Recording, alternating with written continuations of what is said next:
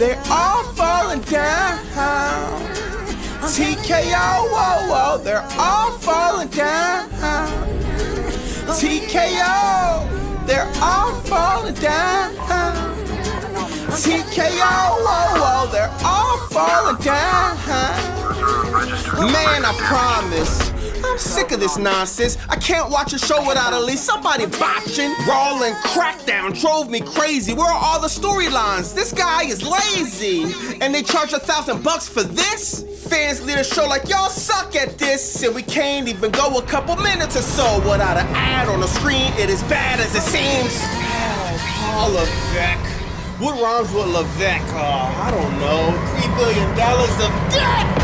This is crazy. We might need to take a look at TKO financials, y'all. Like, how are they spending their budget? It seems like it's going 90% towards celebrities, 9% towards the talent and production, and less than 1% for security.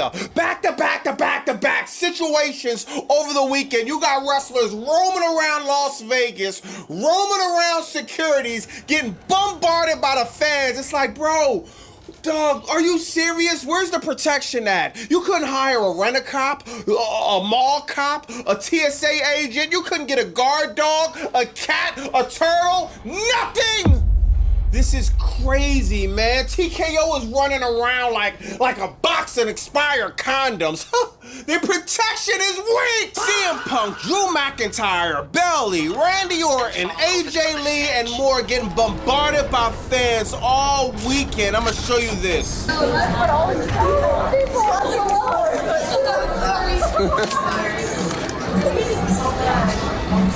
We love you, Bayley. Get out of here.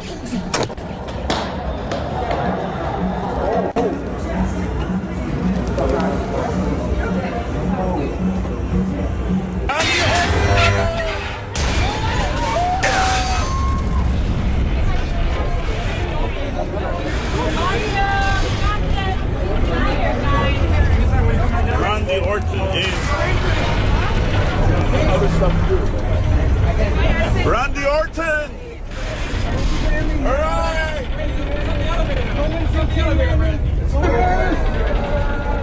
Thank you, brother.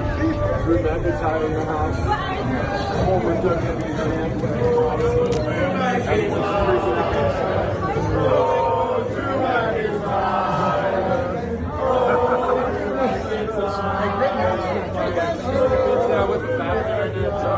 This is mind-blowing. The situation got so crazy they had to call none other than Spider-Man. Damian Priest is a jobber, man. Camel toe, his pants is tight. He might walk past you if you're on a flight. Watch out! There goes the Spider-Man! Damian Priest! Remember a few months ago, bro got on a flight to Saudi Arabia dressed as Spider-Man? Well, he had to pull the suit back out over the weekend in Las Vegas. He actually had to step in and play security to save some female wrestlers from some crazy fans. Shout out to him for doing that. Bro definitely needs a raise. And if that wasn't bad enough, you got WWE Hall of Famer Kevin Nash exposing how the Hall of Fame didn't have a stench of food for the talent backstage. This is embarrassing. Man, I heard Nash didn't eat all day. He came to the Hall of Fame with an empty stomach and he left with an empty stomach. Talk, this is crazy. I actually heard reports that there was some type of lion or wild animal backstage. You heard sounds of wow, but after further review, it wasn't nothing. It was just Nash's stomach growling. Yo, bro was hungry. You couldn't get him no McDonald's. You couldn't get him no Little Caesars, no Wendy's 4 for $4. You do not treat a Hall of Famer like that, bro. He's part of one of the greatest factions of all time, the NWO, but now NWO has a different meaning. Oh, why you say that, Bobby Monsoon? Think about it, NWO. Nash went to the Hall of Fame and nothing was ordered! They had this man leaving Vegas with his ribs touching and treated him like it's paid in full. You get nothing. No ribs. Now, come on, B. No ribs, no rice, no champagne. You don't eat nothing. Now you think that's where we'll end, but It actually gets worse. Now, I'm gonna be real. I really hope nobody that attended WrestleMania 42 over the weekend had a seafood allergy, because it was a whole lot of catfishing going on, unfortunately. Oh, Bobby, not sure. Why would you say that? Get a load of this. Now, shout out to this dude, Ryan. His Instagram is at the bottom. I hope he sues TKO, WWE, Allegiant Stadium, and everybody involved, because this was wild, man. He spent his hard-earned money thinking he was gonna get a decent meal, and what he got back was straight disrespect. I've seen trays in prison that look better than this.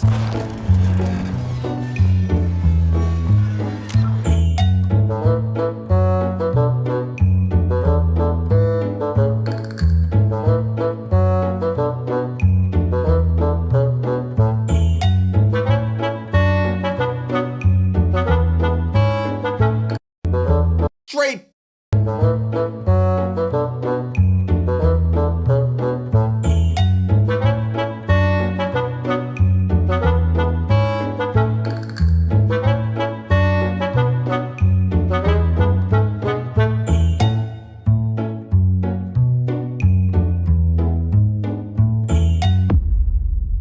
Can somebody in the comments explain to me what that was? You can go to your local shelter and they'll give you a platter absolutely free that will look better than that, man. You can actually sit outside a restaurant that's close to you on trash day and put together something more appetizing than what they're giving out in Allegiant Stadium. I don't know what's worse, y'all. Not eating all day like Kevin Nash, or ordering $100 worth of food that my dog wouldn't eat.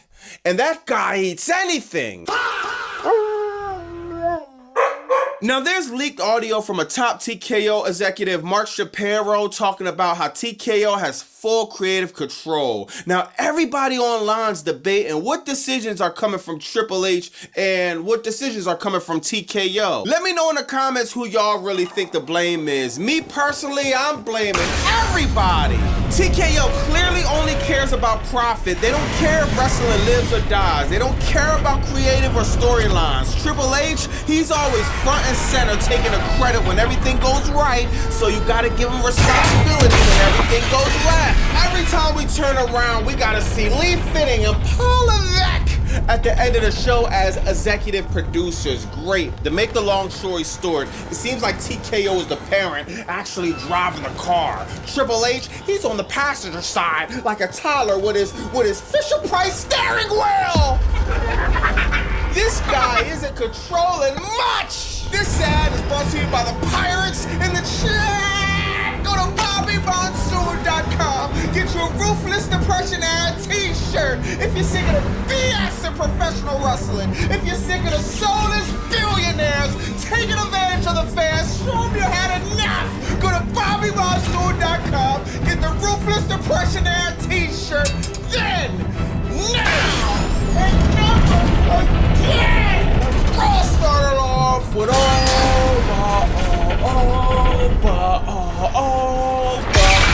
out, cutting a promo that was only 3 words. The ruler's here. That's all he has to say after beating Brock Lesnar. That's all he has to say after retiring Brock Lesnar. That's all he has to say after his big moment at WrestleMania. 3 words. I'm not trying to be picky, y'all, but my God, bro, like, come on, we need more, bro. 3 words? Like, this is supposed to be the Raw after WrestleMania. Where's Obafemi going? Oh, you gotta wait till next week. This is a load of crap. We should have got more of a promo from Obafemi. We should have got more fill-in. We should have got something else, dog. These people are paying hundreds of thousands for these tickets. Oh yeah, not to mention, speaking of tickets, you had the whole front row full of green shirt guys, which was crazy, bro. But then you got West Side Gun. If he even shows up in the front row, he gets kicked out for absolutely no reason. But the green shirt guy can give everybody in the front row a green shirt, and y'all can completely aura farm or clickbait, whatever the saying is. and completely, dog, this is just doesn't make sense, bro. It takes away from the show. But Ova comes out, he says absolutely nothing, nobody cares. Dog, come on, Lazy Levesque! After that, you have, of course, the worst storyline of all time. How are we starting the new year of wrestling? No better way to start off with Rhea Ripley and Io Sky! The worst storyline of all time. Facing who else? The Kadoki Warriors! In a match we've seen 1,265,546 times, like Liv Morgan says. God, this sucks! I don't even remember who won the match, y'all. I'm guessing Rhea Ripley and Io Sky did. I'm literally guessing, because I wasn't caring about this match. Io Sky, baby girl, please. I don't know. If you know Io Sky, if you know somebody that knows Io Sky, if you know somebody that knows somebody that knows Io Sky, please tell her, stop diving out of the ring. I know she probably did it 1,000 times, but bro, the last few times it has been very close to being a catastrophic situation. Don't do it. Stop. This is nothing but Raw on Netflix. Arguably the worst show on Netflix. It's not worth it. Next, you got a fresh face to Raw, which is, oh my God, which is much needed. Ethan Page, he comes out. He's having a feud with Javon Evans, it seems like. I got no problem with this. Ethan Page and Javon Evans. I don't even watch NXT much, but the few times I tapped into NXT actually recently, Ethan Page, Javon Evans, that was one of the feuds I was following up on. Ethan Page basically breaking Javon Evans' jaw. You know what I mean? They having a back and forth feud. They're continuing this on the main roster. This is a good direction to go. Javon Evans fire, Ethan Page fire. They have a match that was cool, man.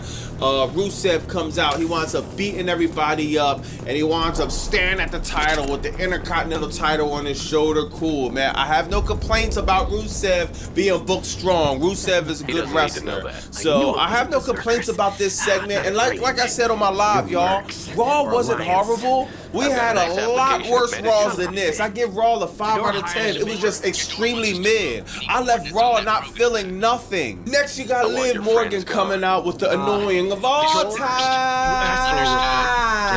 It's annoying, but it is kind of funny. Liv Morgan coming out to her new music. Trouble, bad advice. Whatever, bro. Raquel Rodriguez, the whole Judgment Day come out there. She cuts her promo. Then you get So Ruka, man.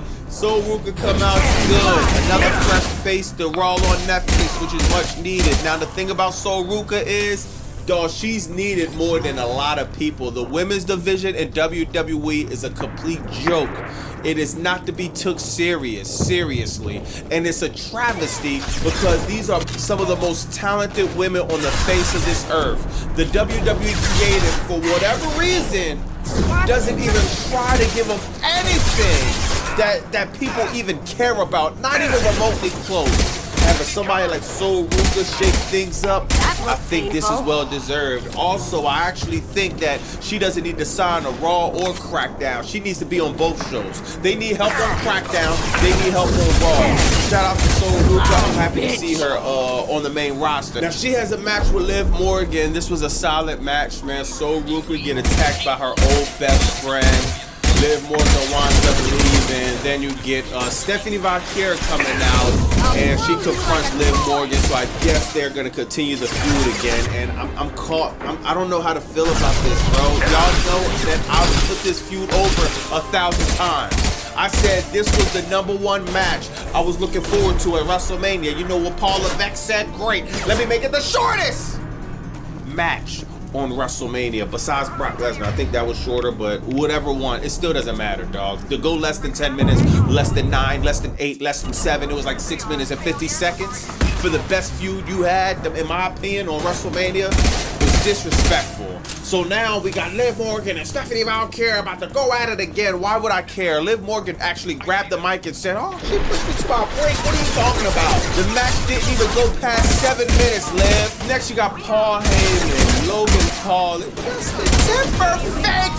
out there cutting a promo about, I don't even know what, really nothing, dog. Braun Breaker comes out. We're happy to see Braun Breaker back, man. I'm happy to get some storyline, a good feud in, man. Seth Rollins, Braun Breaker, this should be cool, man. Seth Rollins, he comes out of nowhere and he botches a chair shot to Braun Breaker. He literally cracks the back of his head open, and it's like, dog, Seth Rollins, what are you doing, bro? I don't understand, dog. Braun Breaker just literally came back from hernia surgery. What? He was out of Royal Rumble in like the shortest time ever, only a few seconds. He missed WrestleMania, and a Raw after WrestleMania, get the back of his head cracked by a botch from Seth Rollins. Now, let's be honest, Seth Rollins usually don't botch.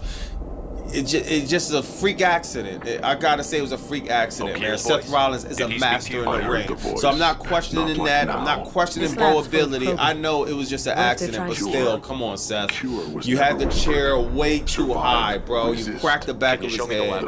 And Braun Breaker, this dude's a beast, bro. This dude's a soldier, man. He regained himself. He was a little bit messed up. His head was all bloody. Paul Heyman was trying to cover it with a towel. But he regrouped himself and he figured out a way to finish out the segment. And it made for a cool shot of him standing, looking muscular. The back of his head full of blood, man. It looked for a cool shot, but I'd rather forget a cool shot, bro. I'd rather Braun Breaker be leaving Las Vegas without the back of his head cracked and potentially in concussion protocol, and potentially missing more time out. I'd rather that not happen than anything, man. Oh yeah, after that, you got the Street Profits! I don't gotta call them the Discreet Profits no more because they're not kept away. All of that drops in the Street Profits. I guess they're going for the World Tag Team titles. Y'all know this is my favorite tag team. I'm happy Montez Ford, Angelo Dawkins is back. It's just, remember the last time they left?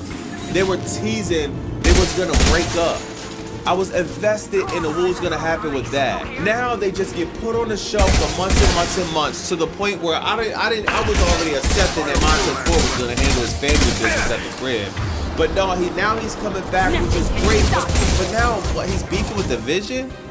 Now they just come back and it's like, what is the storyline to this? You know what would have helped Paul Levesque if Montez Ford grabbed the mic and said something like, yo, me and Angelo Dawkins, we had a little bit falling out, we had beef, but we patched it up. Now we come back for what's ours, the tag team title. He could have grabbed the mic and at least said the 3 words, oh, but Femi said! But it wasn't nothing.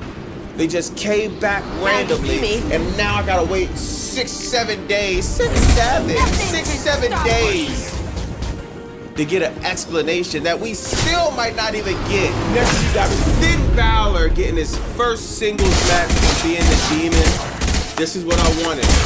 This is what I wanted to see. Finn Balor being booked like he should be booked, man. Winning matches. He beat JD McDonough, so it's not too much bragging rights you can give for that, but still, beggars can't be choosers. I want Finn to start winning. He wins his first single match from becoming the Demon. I can't get mad at that. And actually, Dominic Mysterio and JD, they tried to jump Finn. Finn didn't let it happen. He fought them 2 off. So I guess we'll be doing this for the next 6, 7, 8, 9, 10 months. Hopefully not, though. Hopefully we can wrap this up. He'll have his match with JD, Dominic Mysterio one more time. Then let's move Finn on. Let's move on. Let's start to move on with Finn Balor. I don't want him beefing with the Judgment Day for the rest of the year. Next, you got a segment that it was just like, God, Roman Reigns, if you're gonna be here all summer just doing this at the end of the show, bring the Usos back, cut a 4 or 5 minute promo and leave, bro. Just stay part-time, dog. I'd rather have you show up and it means something for you to be here all summer, and 80% of the time you are doing the same exact click copy, click paste, click copy, click paste. I don't know what to say, bro, man. Like Jacob Fatu, he says, what did he say? He didn't want the title, or he didn't want to be tribal chief. He wanted the title. He wanted the private jets. Roman Reigns tell him to think about it. The Usos, I guess, is back with Roman Reigns, so the bloodline is back. I don't know what to feel about this, man. Jacob Fatu versus Roman Reigns, that's a fire match. I would just rather it be something that will be at least a little bit less predictable. Backlash, Roman Reigns versus Jacob Fatu. Oh my God, can it be any more predictable? There's no way in the world that Fatu is about to beat Roman Reigns for the title. Jacob Fatu, how did you even get a title shot? Like, what did you do? Who did you beat? You just beat Drew McIntyre. Oh, I guess he's the old champion, so, okay. Alright, I get it, my bad. Jacob Fatu versus Roman Reigns, the match should be fire, but it's gonna be super predictable. But let me know in the comments what you think about that! Did this feel like Raw after WrestleMania? For me, it just didn't. It wasn't the worst Raw of all time, but it definitely wasn't the best. It definitely didn't feel like Raw after WrestleMania. It definitely wasn't entertaining. It just felt mid. Even watching the Street Profits come back, I'm just nothing that got me out of my seat, man. Like, I like Liv more. I like the Sol Ruka. Seeing Sol Ruka in the ring, bro, and Braun Breaker, Seth Rollins segment was fire, but after that, dog, literally, I didn't care about too much of nothing. Let me know in the comments what you think about that, though. I'll see you Wednesday for Dynamite. Darby Allin versus Tommaso Ciampa. We'll see what happens there, man. Tony Khan, I'm hoping Tony Khan cooked Wednesday. We gonna need it, bro. We just had a long weekend and another Raw. We're back to the same crap with WWE. Let me know in the comments what you think about that. It's Bobby Monsoon. Like, comment, subscribe. Blah!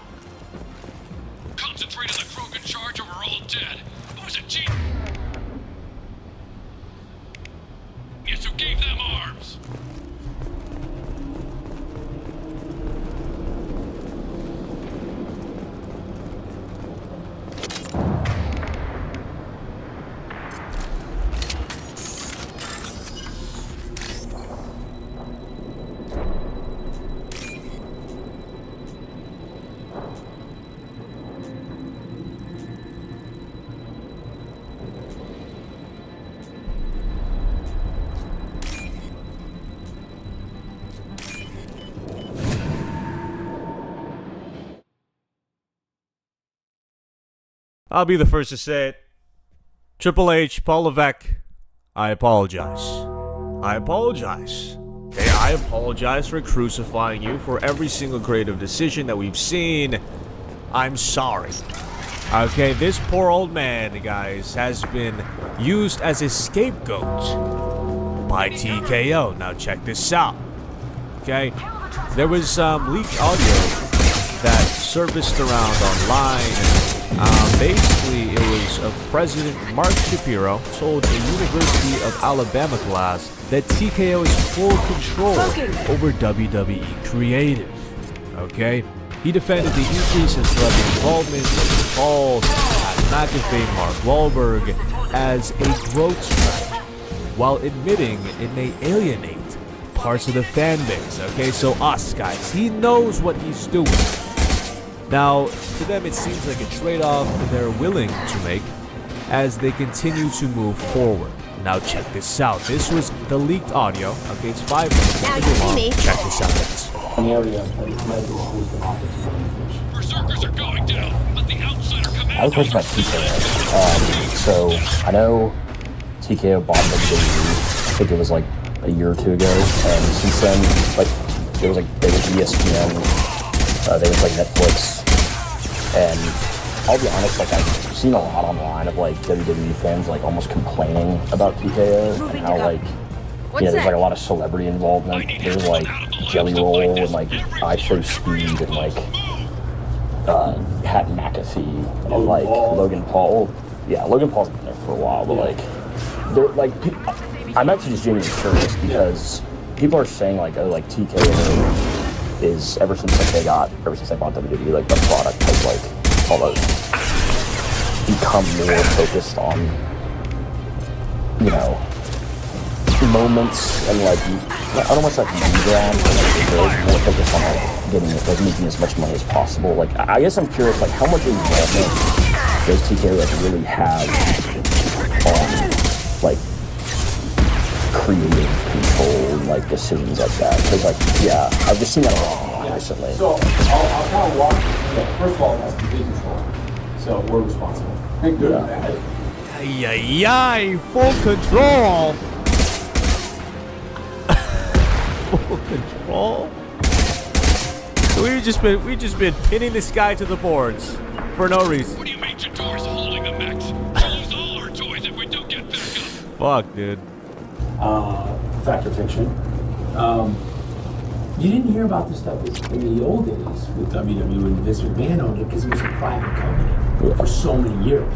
So they didn't put out like their financial results, if you will. Nobody knew they knew it was successful, the brand was strong, they had a legion of fans, but they didn't really know how the business worked and what it was making, etc. Then Vince went public with WWE, and then TKO was formed with UFC and WWE coming together. So those two companies came together and launched TKO, which is a public company trading on the New York Stock Exchange. And now everything's kind of out there. But what I would tell you On my is way, sure thing. WWE is growing in every way. It's growing in financial results, but more importantly, it's growing in audience, it's growing in social, it's growing in stars, it's growing in clips, it's views, short-form video. I mean, it's really exploded. And the reason for that is it was really just on Peacock in the I'm USA. going on it. And now, since TKO, we did a new deal, which put Raw, our big Monday night show, on Netflix. Triple our audience. And then we put SmackDown, that show, we put that on USA. And we put our developmental league, which is called NXT, on CW. And CW is linear, and CW has 100 million homes. So it really grew NXT. And then what we call the premium live events, which is our big event. Every month we have one big event. Those are the weekly shows that I just mentioned. And then we have one big event every month. Royal Rumble, Crown Jewel, name your SummerSlam. And those used to air on Peacock, and now ESPN bought them. So we're now on the ESPN app. And this weekend, of course, is WrestleMania 42, which is taking place in Las Vegas. So as far as the stars part of it, like, I don't think that's true, but if it was, look, I mean, The Rock is the biggest star on the planet, right? We represented him. He was a wrestler for WWE for years before he ever became a Jumanji star, right? I mean, that's who he is. So having Hollywood tie-ins and celebs and stars and Logan Paul and Pat McAfee and Mark Wahlberg shows up and does his thing, or Tyrese Halliburton last year got in a fight in the ring with Jalen Brunson and the Knicks. Like, that's not new. It's just on a larger stage. And we're spending a lot more money to market. No sweat. On my way. And when you do that, you're going to win some folks over, but you're also going to chase some folks away. They don't like this, they don't like that. This is too expensive. Or I don't want to. Can't do that right now. Oh my God! I got to watch the WWE. My Netflix was cost this much. I got to watch SmackDown on USA. I got to do CW. I've got cable and linear television. And now I have to pay for ESPN. And you can make some money with this. I was reading something today, February telling me that if you want to watch the Yankees, the New York Yankees games, the full season through the playoffs, you'll have to watch them across 10 platforms at the cost of $1,000 when you add up everything you have to buy. That's just the way of the world today, and you will chase away some fans. So that's not good. But hopefully you're getting some quality storytelling, and also hopefully that's the problem, Mark. I don't give a shit about your earnings. I don't give a shit about your quarterly fucking paycheck, right? Whatever. Make your money. We're asking for good storylines, dude. We know you guys are successful. Like fucking Netflix. Come on, dude. The Netflix will changed everything. Okay? The Rock. I believe that storyline basically launched this high expectation of, cinema.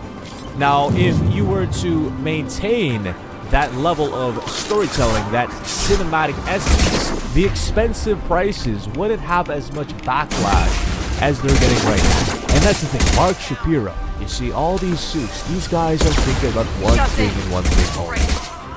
Okay, new customers, okay, so I'll say N, right? N plus They know that us, okay, the loyal fans who have been watching through the shit shows of Bro Display, Tensai, right, Now you Eugene, see me. they know, okay, we're gonna stick around and just accept it. Okay, we're gonna watch because, you know, it's just routine at this point. We've been watching for probably, what, 20 plus years, some people 40 plus years, right? Some people 50 plus years, right? This is all just wired inner psychology of a wrestling fan. What's the number one product? What's the number one company? WWE. Where do you see the best wrestling? WWE. Where do you see the best stories? WWE. Where do you see the best characters? Okay? WWE. It's all about loyalty. Okay, they are leveraging our loyalty. Shepard, don't shoot. You know They're me. saying, "Ah, yeah, we don't need that." I shut down We the don't. security It's just cams as literally soon as like an abusive Sorry, relationship. ran a Thanoptis. You Okay, let if me go somebody when is, you know, destroyed treating Sarah's like lab on shit, I Fire. assume you have a good Don't reason. worry. accept it. Not for them. You don't Everyone set a deserves boundary. a second chance, right? And sometimes They're just giving gonna one keep pays doing it. off. I take care And of they my might, debts. you know what I mean? They might jump Finding ship you in and, a you know, place move like on this to makes me someone think else. letting you And go you was a might still be mistake. We chasing them agree and on having that. Now, if feelings you don't mind, towards I'm this just person, nice, you know? and This that's is what's happening. But the fact that he left out, right, the storytelling aspect throughout this whole clip, right, he just goes ahead and talks about Pat McAfee, speed, you know, the importance of Mark Wahlberg and Tyrese Halliburton getting brawls. Like, dude, what? This is the thing, guys. They don't care about the storylines anymore. And you will chase away some fans, so that's not good. But hopefully you're getting some quality storytelling and also programming around just the Yankees. Like if you go to Paramount Plus right now to see UFC, you may buy Paramount Plus just to get the UFC, but you also might already have it because you're a fan of Landman or something. And it's, you know, Taylor Sheridan It's about shows. time. So we really want to Batteries surround on these ourselves tanks with will good not wait while you media play with these content. And idiotic ESPN's a perfect mercs. example because they have A-list I take it you're okay here? You one don't seem plus one particularly equals five, caged and you get adjacent or grateful that I'm heritage here. shows. You may So we claim to really be want here to to surround help, ourselves but with the good formerly media deceased content. shepherd And is ESPN not a is perfect soft example surprise. because they have All A-list Krogan sports. should know. I'm One sure plus one Anna equals has five. already You get revisited adjacent your actions on Vermeer.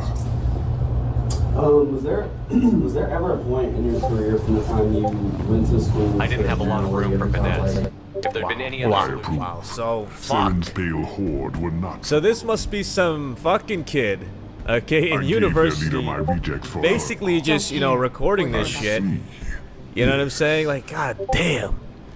This guy has the fucking balls, dude. You see people just reacting to it. Corporate bullshit. Let's see here. Full control is not good. Fuck you, TKO. Yeah, man. Even with John Cena, him appearing at WrestleMania, it If your just pet felt like, soldier is you as know, strong some as you suit think, maybe I gave can him the use it. call, Perhaps I right? can strike Some a late deal night to secure call. passage. Hey, John, But we my need you, prototype is man. not We're gonna pay you $1 billion. It is the key You wanna to my come? legacy. And John's like, no, I'm good, man. I'm good. You know, I have my acting. You know what I mean? I'm focused on other endeavors, right? And they just probably kept pressing his ass with fucking multiple. Shepard, And they probably just you kept want pressing his information on ass the with collectors? email after Stop email it. after She'll email try after to access call. contaminants in the You know what I storage mean? bay. Just, you know what I mean? Terrible Now you know situation, something. guys. I will give Okay, the you quality everything of I can. WWE has The door gone will down be the with shitter, rejected dude. ticks. Kill her. Let's see. This guy says WWE is still doing insane ticket numbers. This is a bit of the hardcores not liking the current product. People are seeing Mania not selling as well, even though it's a repeat location that always does lower numbers. AEW is for the hardcores, and look at their ticket sales. I disagree. I don't think AEW is for the hardcores. I think AEW is for the people who, you know, have low tolerance to this corporate bullshit. That's what it is, okay? Now look, for the people who are buying the tickets, I have no fucking problem. I don't give two shits what people do with their money. Ryder, okay? Ryder and fucking William, okay? These motherfuckers, the families, they can go there. There can be 50,000 riders in the crowd, okay, with rich fathers to bring them to the show. I don't give two shits. I just want to see a good story. They will appreciate it too, okay? And that's the thing. I think the WWE, TKO, Mark Shapiro, all the people who are pulling strings, they understand the bandwidth that, you know, a Major League Sports fan has. You know what I mean? They know the bandwidth that they have. Meaning, these customers will not understand a storyline that is well thought out, that is multi-layered, right? They won't understand that shit. They don't really understand the art behind it. You know what I'm saying? It's like making an Avengers fucking enjoyer, right? Somebody who only watches superhero movies like the Avengers and I don't know, fucking Iron Man and shit. It's like making them watch some fucking French New Wave pretentious film, you know, and it's not going to work. You know, there's two different bandwidths here that TKO is basically trying to appeal to, okay? And obviously they're appealing to the people who like Avengers, okay? These motherfuckers will spend the money. These motherfuckers have the money, okay? The pretentious shit, okay? The French New Wave people, okay, who like, you know what I mean, fucking bananas on the wall and shit. The pretentious shit, they know. Economically, they are going to lose appealing to that demographic. Because why? They're not really, you know, spending that much money. They're probably, you know, they're scarce. They're a little more scarce than, you know, the Avengers individuals. These guys shop at thrift stores. Avengers guys, they shop at fucking, you know what I mean, I don't know, Sephora. If you're a girl, you know, or fucking what's a I don't know, what's an expensive one for men? Fucking I don't know. Drop me some clothing stores you guys fucking shop at. I don't know. All right, I just fucking shop on Amazon. I don't give a fuck about none of that shit. Anyways, look, you guys get what I mean, okay? Anyways, let's move on. Listening to non-wrestling people talk about wrestling will always be gross. Yes, that's what I'm saying, dude. You know, now in terms of like, you know, the business, obviously it's a great decision to put that shit on Netflix. Obviously it's a great decision to put that shit on ESPN. You know, like you said, it's good to have neighbors, you know what I mean, who can actually funnel to your product, right? NFL, all the major league sports, you know, golf, all that shit. You want to be in that ecosystem, and I understand where he's coming from. However, it's just the storylines, dude. The storylines. He's forgetting the key component to wrestling. Storylines, dude, okay? If Pat McAfee and Jelly Roll were booked in a cinematic way, then I think, honestly, we wouldn't mind it as much. You know, we would tolerate it.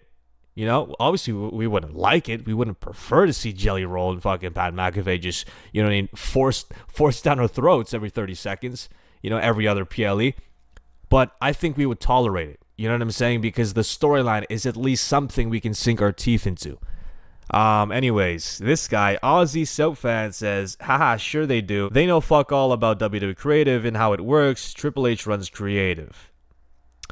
The WWE Podcast says, yes, an excellent growth strategy to alienate your loyal fan base while bringing in non-wrestlers to do what actual wrestlers do 100% better. This is absolutely, yeah, dude. That's what I'm saying. They don't need Pat McAfee. They don't need Jelly Roll and Mark Wahlberg and Tyrese Halliburton and Speed. They don't need any of these, you know, pillars of basically revenue, right? These are the pillars that they're using to kind of, you know, build their company even more. They want new exposure. They want new customers.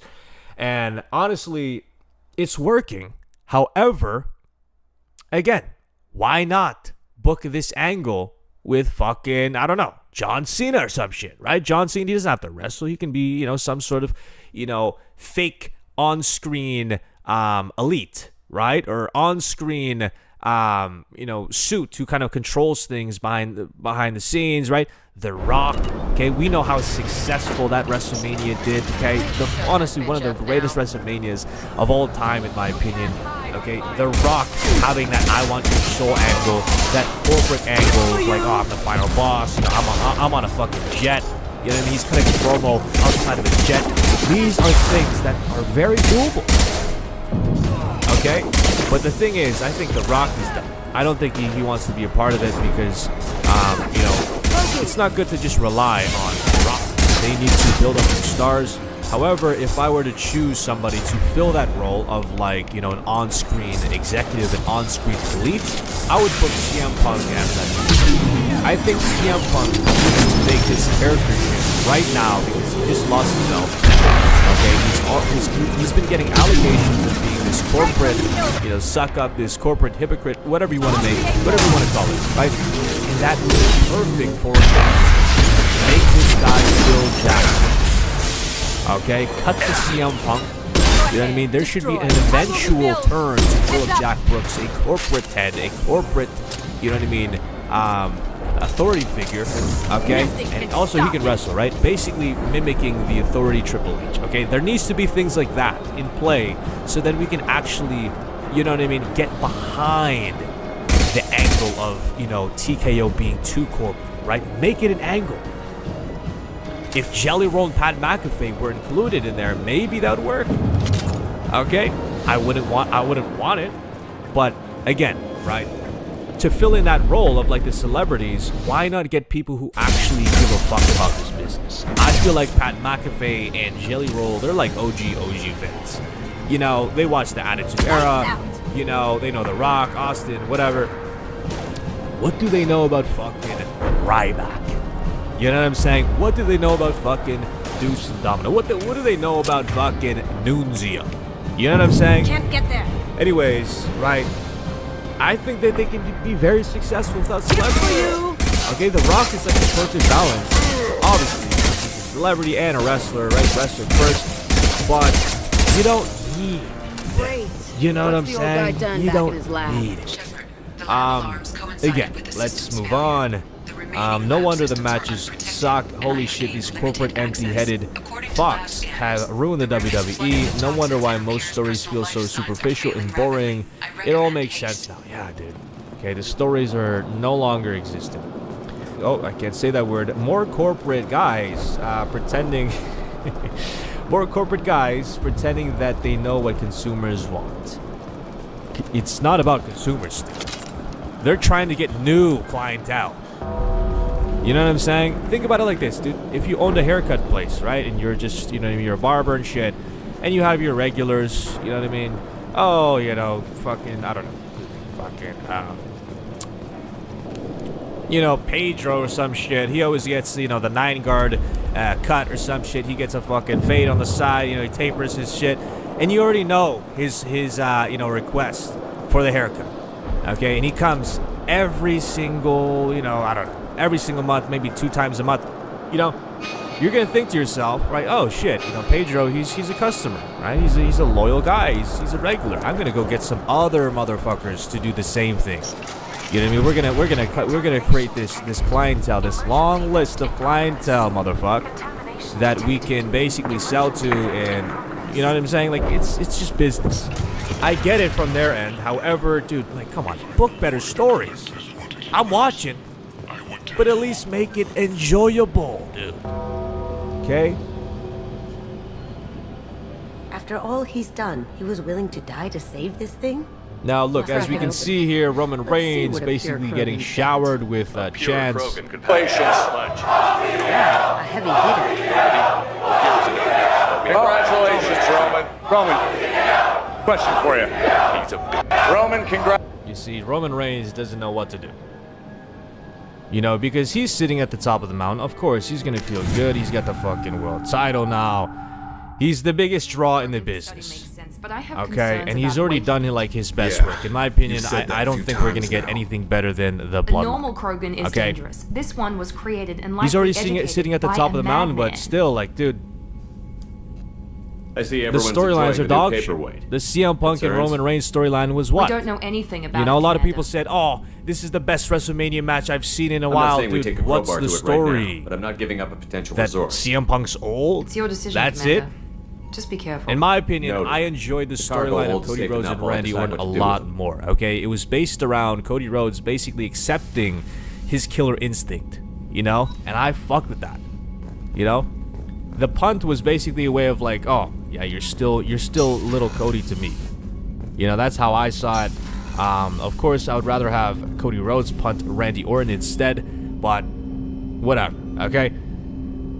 it's just sickening, dude. Because the hardcore fans are the ones who are actually going to these, you know, post press conferences, okay, filling up your WWE worlds and shit. You think Ryder, okay, a casual fan, is gonna go and fucking fill up the WWE world shit? He doesn't know anything. He thinks Danhausen is Demon Finn Balor. Alright? While his dad, he's thinking about, oh, Hulk Hogan, he's thinking about fucking Stone Cold Steve Austin.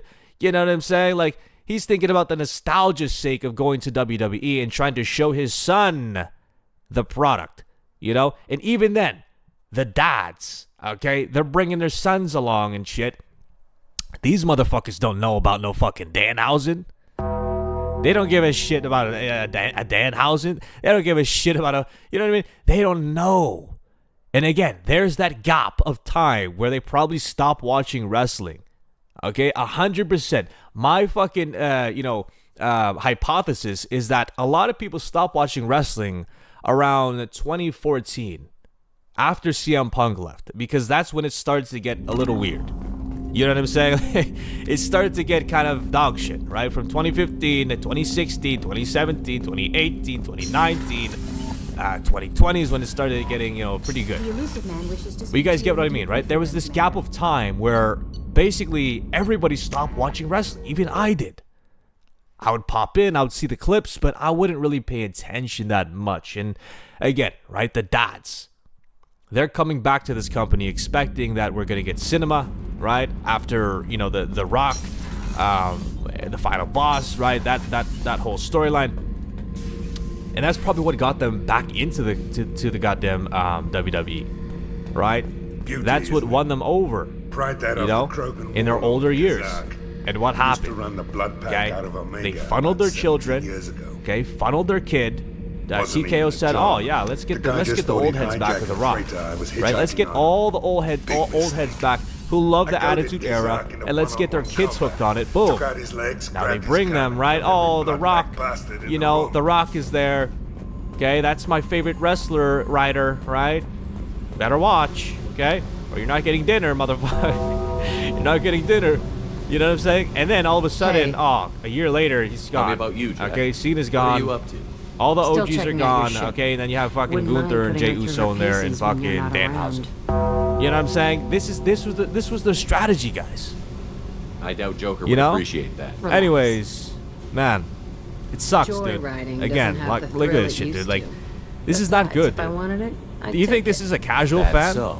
No. I've been around. This is a hardcore fan that's you know, has the money and who's showing up here to basically, you know what I mean? It's hard to imagine speak his mind. Cult. That usually TKO involves tickets, a lot of rules. right? Greedy, right? You see, he's got the charts of their shit. They wanted to take a colony, you know, it sucks, shake the dude. It suckers really, down really to fund sucks their because we all love this company, obviously. One shit about me. And what did you do when you found out? it's just, man, What do it's you just think? so disappointing, dude.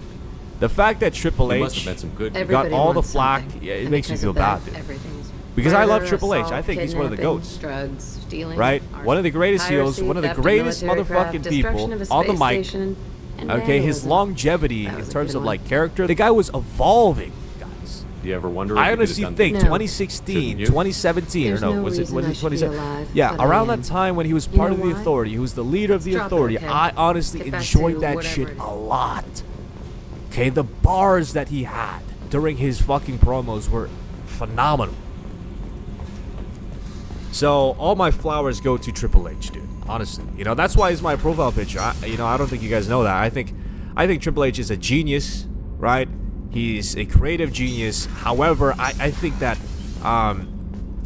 you know, TKO has stifled his progress, stifled his creative rhythm The subject is into stable, booking Shepard. dog shit. Integration You know what I'm with saying? onboard Like, systems was it's seamless. just not possible. You know, one thing that I noticed too, like, it's very evident because even if you look at some of the NXT guys, right? What can you tell me about this guy? Tommaso Ciampa. Anything right? unusual? The subject is an Johnny exceptional Gargano, example of the Krogan species. Karrion with fully Kross. formed Okay, Karrion defects Kross of any is a kind, very big one. Aside from the genetic When markers Karrion of the Kross got genophage over, present in all Krogan. okay, with the can see We Want anything in Cross there. shit, Unlike what the happened? Current neuron shipwide What power loss, happened? the nutrients in the TKO tank could definitely sustain him stepped for in. over a year. I'm gonna Cerberus open And they played protocol the is very middleman to clear the whole regarding shit. I untested watched the alien Ariel technology. Helwani interview with Karrion Kross, and they played the middleman. I won't be second They guessed didn't on put my own Triple H ship on the by phone my with own him. ship. Why? Because Do Triple it. H Very is, well, Shepard. you know, Karrion Kross The is a controls Triple are H guy. online. The switch and And you know for sure, consequences Triple are H would yours. fucking, oh my god, he would love Karrion Kross on his roster. Especially after getting over in the manner that he did. That is money. That is dollars, baby. You know what I'm saying? So, it wasn't Triple H's fault that Karrion Kross is gone. It's these gentlemen right here. These three. All these people, they did not like the risk of keeping Karrion Kross. Because why? Karrion Kross is one of those guys, you know what I'm saying, who will speak his mind. But at the same time, he would make you money. And that's the thing. Okay, that shit could have made them even more money. You could have generated a new star right there. Almost like a Stone Cold Steve Austin, CM Punk, you know what I mean? Fucking Sid Vicious type of guy. I'm Commander Shepard, and I don't take Diamond threats Dallas lightly. Page type of guy. I You know what I'm suggest saying? you Like relax. that would have been money. Not your But name. again, these guys, what did they get, guys? They got scared. They got fucking scared. Okay, because they saw their stock. Oh my god, this guy can ruin our stock. This guy can ruin our brand representatives. These guys can ruin our fucking connections to Saudi and stuff if he keeps talking. But Triple H, you know what I'm saying? You know, Cross is a fucking Triple H guy. Why do you Triple want me H to is the one who brought him back. Okay, so like I think there's a lot of things right now that are being pinned on Triple H for absolutely no reason. Okay, and after, right, the backlash, you see the fans, even you see, you know, content creators still pinning Triple H, dude. Come on, come back to reality. It's been TKO the whole time. Okay, I don't think Triple H, like I don't think Triple H was involved in I have a good ship with a storylines strong past crew, a strong clan. The Rock, You'd make it stronger. the final boss era. I don't think so. I think it was him and Vince around that time, right? Our And enemies then, are worthy. No doubt about okay, that. TKO exercised full control after Vince McMahon basically got pinned to the boards because they saw, they saw I'm Vince glad you saw McMahon's reason. downfall as an opportunity to, you know, exercise their power even more in the WWE. Okay, that was one less enemy, one less competitor to worry about. I'm just speaking facts, guys. Okay, again, Triple H, he saw money in Karrion Kross, he saw money in Johnny Gargano. You know, all these guys that he loved in NXT, right? I truly think, even looking back now, the locker room, the way that he hugs wrestlers, the way that he, you know, wrestlers see him as like a father figure back there, I understand it now. Because Triple H is like the last leg, you know what I mean, of somebody who can actually stand up to the TKO executives. Now, I'm not saying that he's perfect and shit, but I think wrestlers see Triple H as more of who isn't 100% a suit. You know, he still has the wrestler skin on him. He still has the wrestler blood and soul within him. Now, TKO, what do? They try to fucking, you know, gatekeep his creative. They try to gatekeep his fucking, you know, ability to book actual great stories. You know, I'm not saying that Triple H is perfect. I'm just saying that it's these guys we should worry about. Okay, because they can make one call and be like, yeah, Paul, we don't like that. Change this. Can we please put Pat McAfee? You see, like, the original storyline. Hold on, let me pull it up, guys. Yeah, dude, look, check this out, dude. The original plan for WrestleMania 42 was to have Aleister Black in the position of Pat McAfee. And whose idea was that, guys? Triple H. It was fucking Triple H, dude. Triple H loves Aleister Black. Triple H loves Karrion Kross. He loves people who look, you know, like this, right? This archetype. You think it was TKO choosing Aleister Black? Fuck no. They choose Pat McAfee. And they said, no, Paul, we don't want your goth guys. We don't want your Aleister Blacks and Karrion Krosses. We want Pat McAfee and Jelly Roll. And then you have Randy here just accepting it. You know, you can't do anything. It's sad, guys. It's really sad. I think really the only way to you know, counter this as WWE fans is to, you know, either withdraw or, you know, just pray that Vince McMahon, links up with some Saudi guys and, they come up with some money to buy this shit back. Otherwise it's gonna be like this for a long time. Okay. Anyways, I hope you guys enjoyed. Let me know what you guys think in the comments. You guys already know what this is. Get a high rise, living, work wise, stealing intern John out. Commander, what can I do for you? You have a minute, Miranda? There's a lot to do, Shepard. Maybe another time. I'll let you work. Of course, Commander.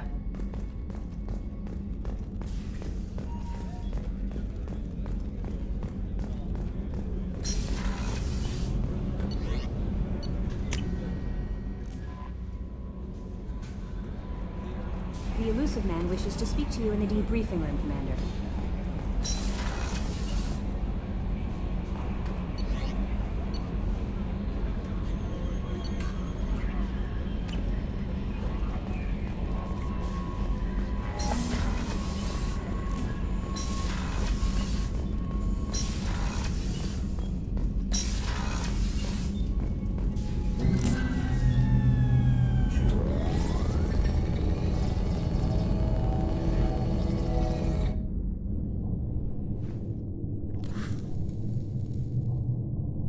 Shepard, I think we have them.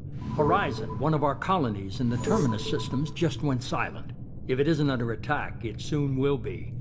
Has Mordin delivered the countermeasure for the Seeker swarms? Not yet. Let's hope he works well under pressure. There's something else you should know. One of your former crew, Ashley Williams, she's stationed on Horizon. Last I knew, Ash was Alliance. Why Officially, it's an outreach but they're up to something. And perhaps you should take it up with her. Send the coordinates. We'll head straight there. This is the most warning we've ever had, Shepard. Good luck. Joker, set a course for Horizon. I've got to go see the professor. Aye, aye, Commander.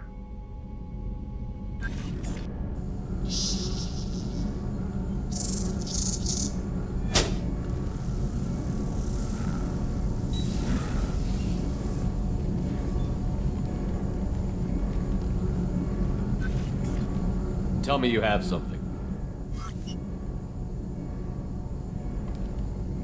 Yes.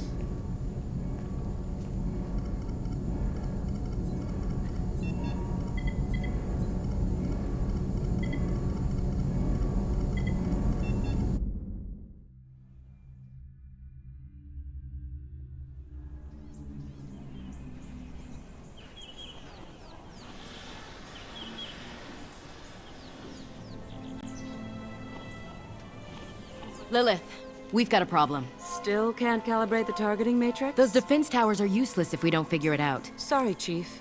Getting our comm systems back online takes priority. Yeah. Okay.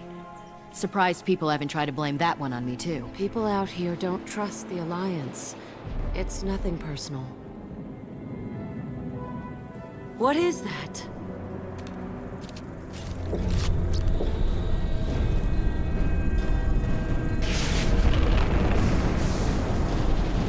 Get everyone to the safe house.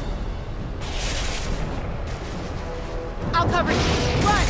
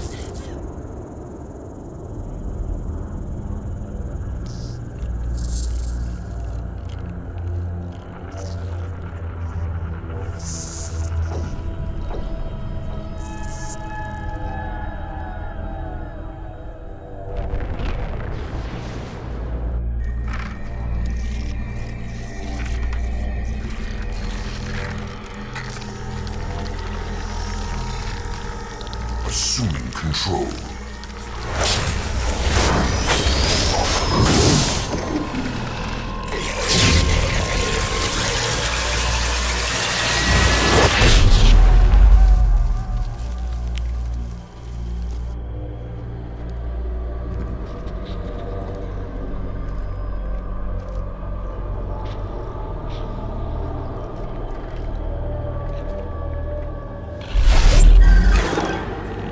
We are the harbinger of their perfection. Prepare these humans for ascension.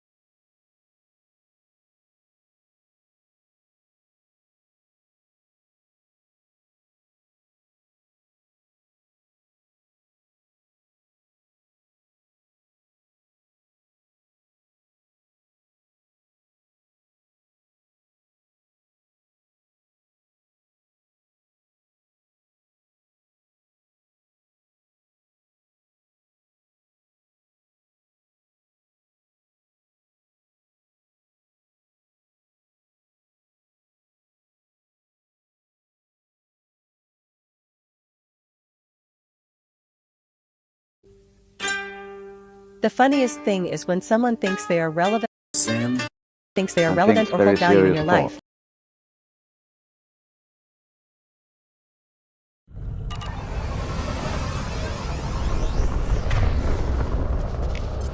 We're groundside. Mort, you sure these armor upgrades will protect us from the Seeker swarms? Certainty impossible, but in limited numbers should confuse detection make us invisible to swarms. In theory. That doesn't sound good. Experimental technology. Only test is contact with Seeker swarms. Look forward to seeing if you survive.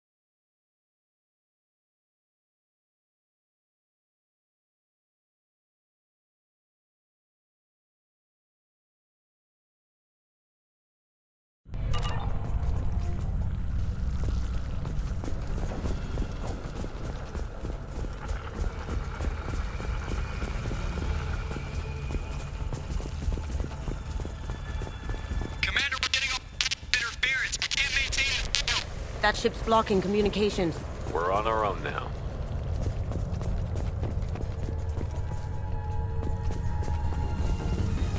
They've got heavies! Yeah, right on your ass! Yeah!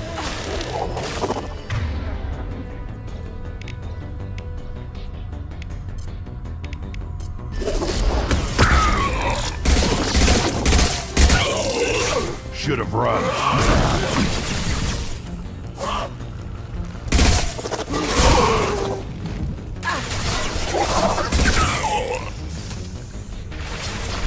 Going silent.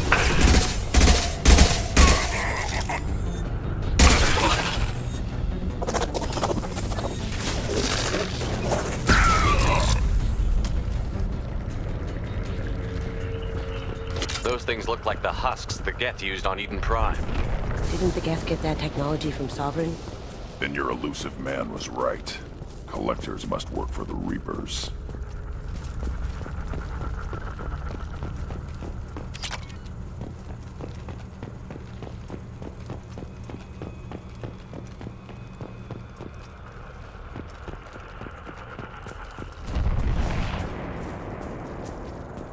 This might be useful.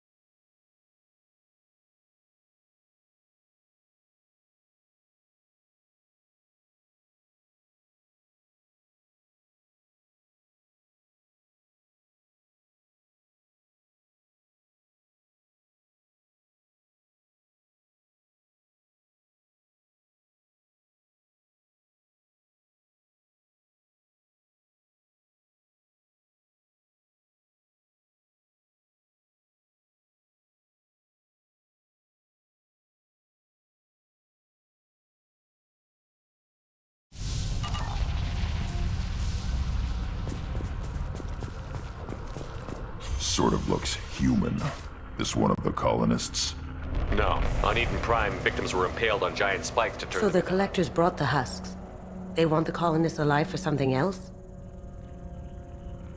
The collectors must be experimenting on the I'm colony. trying not to think about it. Guess we'll find out when we stop them. The collectors aren't getting away. Your people... gone. This is creepy. Where'd they all go?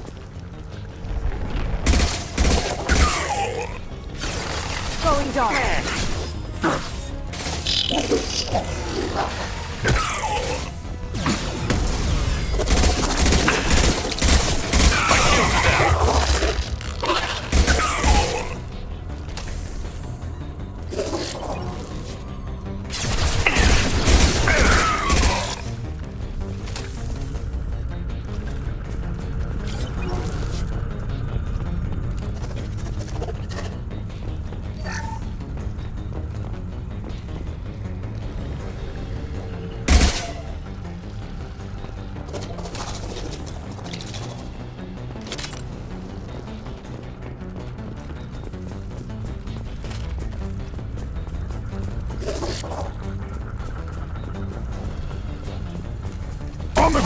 Now!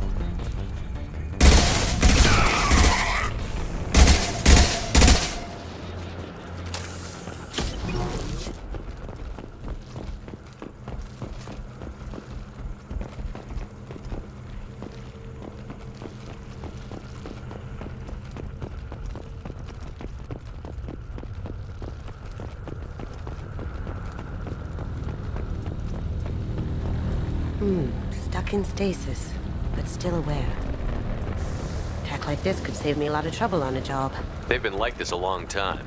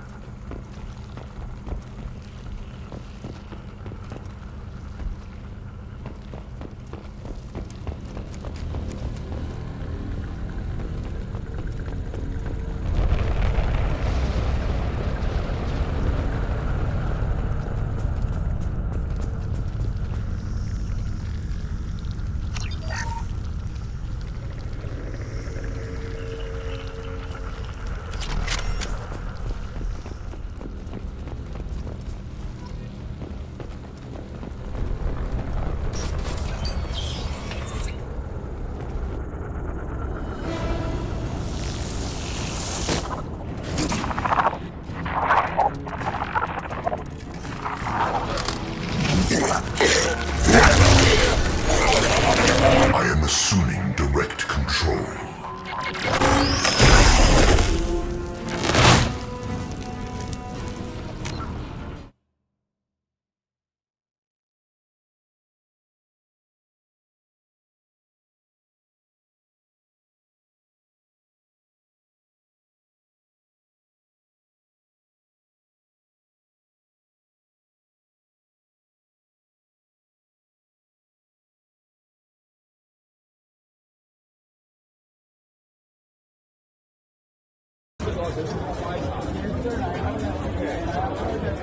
It's okay. I'm gonna go. I'm gonna go. Sure.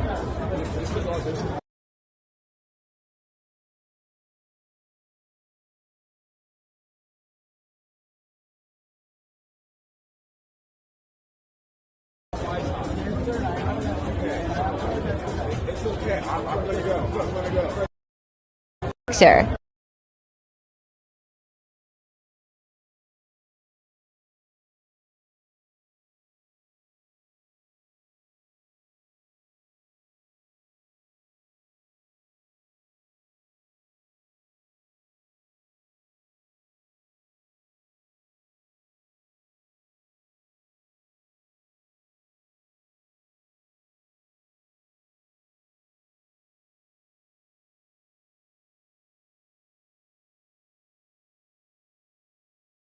Blinded by the light, I think I got beside myself. Next time I won't play with my food. I'll just go in for the attack. Nah, for sure. We was cheering for you. They damn near start trying to fight us. Were you? Listen, her fans are crazy. Crazy. We found out. Insane. I feel like wrestling fans are kind of just a little crazy in general. Yeah, but hers are like a little. I got the craziest fans in the world, bro. I told them that at dinner yesterday, bro. We've been to every sporting event. Wrestling for sure got the #1 fans. Yeah.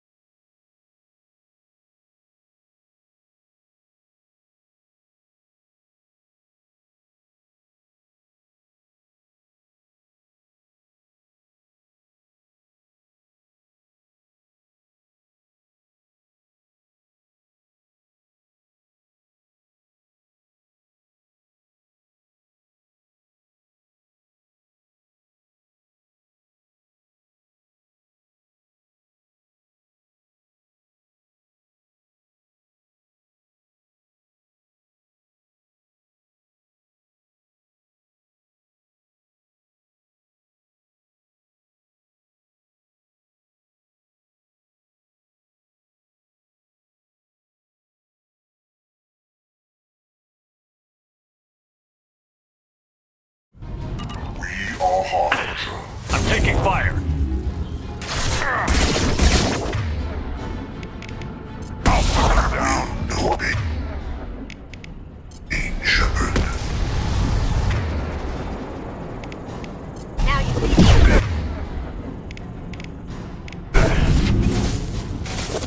If I must tear you apart, Shepard, I will.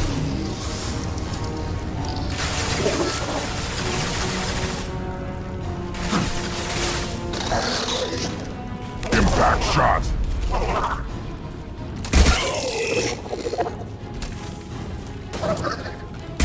One more.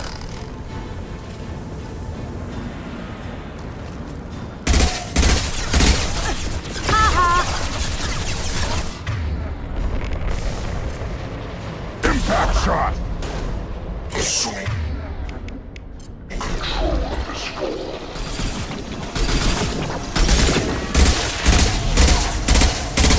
Assuming direct control.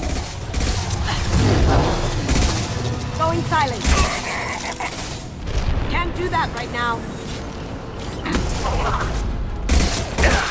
How'd you like that?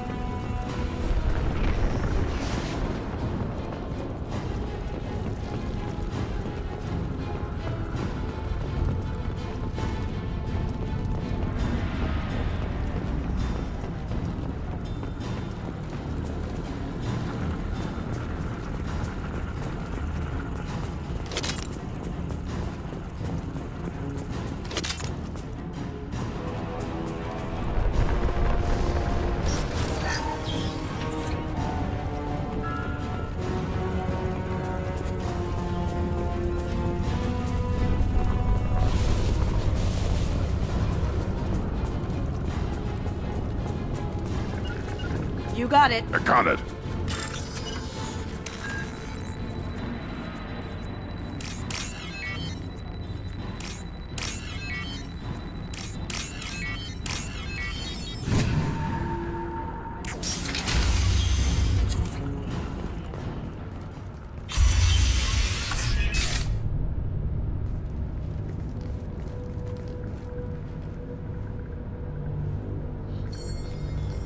Company, get out here, now!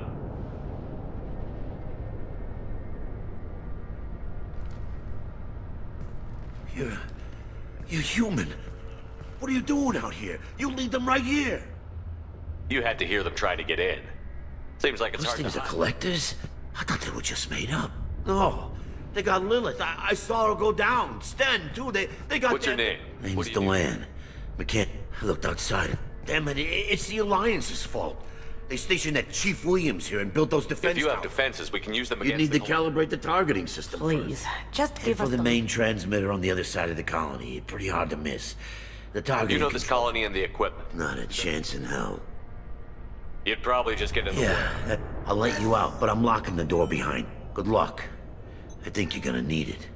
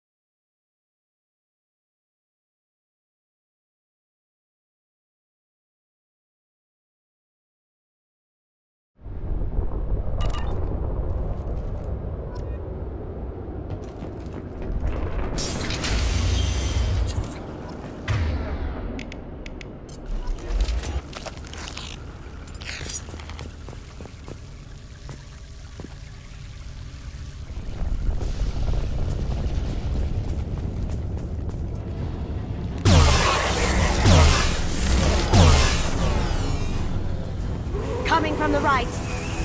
Going dark. Direct intervention is necessary.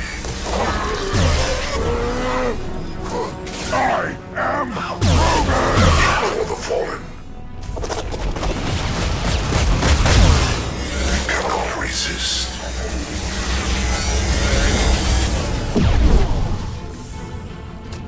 On the ground, now!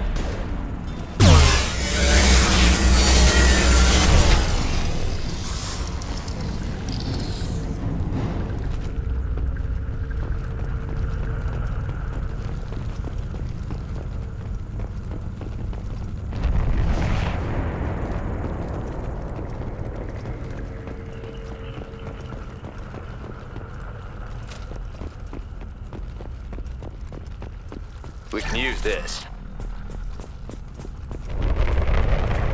How come we don't see more frozen people around? The collectors must have taken them to their ship. We're running out of time.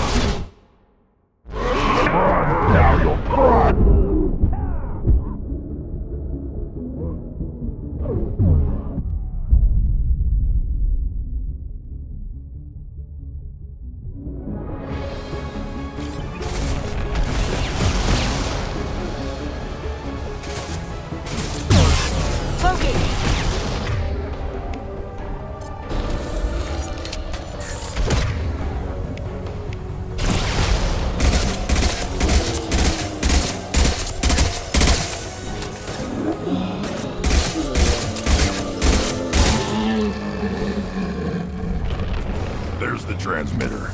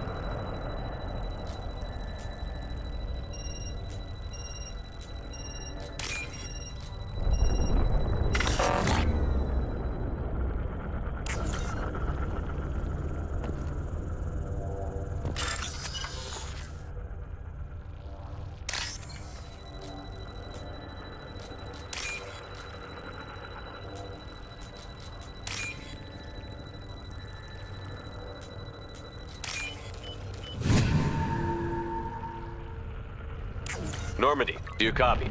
Joker here. Signal's weak, Commander, but we got you. Edie, can you get the colony's defense towers online? Errors in the calibration software are easily rectified, but it will recommend a defensive posture.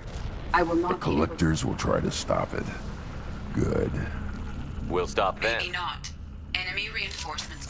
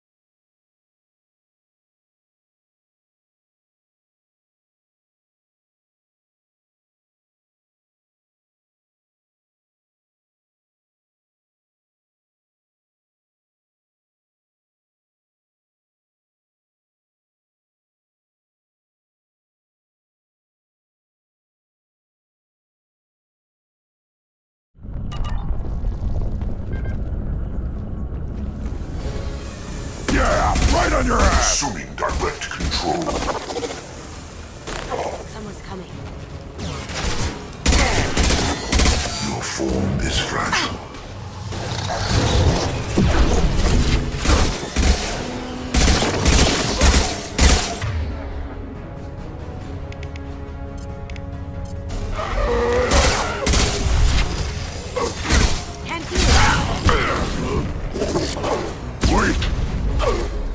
Bypassing failsafes and attempting emergency power-up. Please hold a defense tower.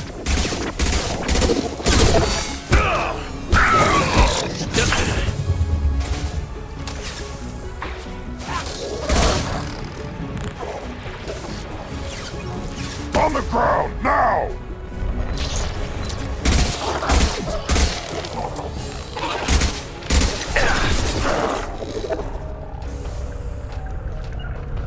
Worthless.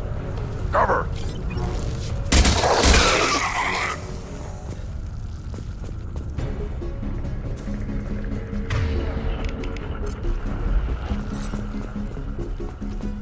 No way is that all. There's gonna be more.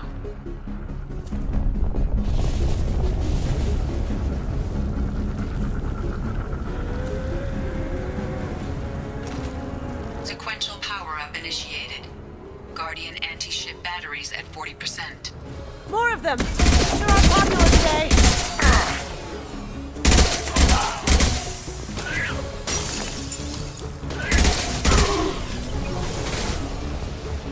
We are hard.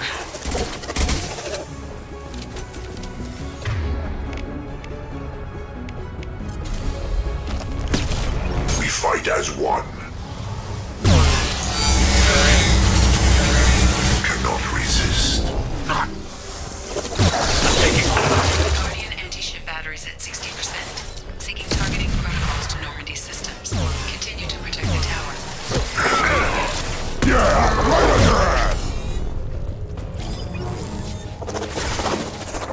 Ha!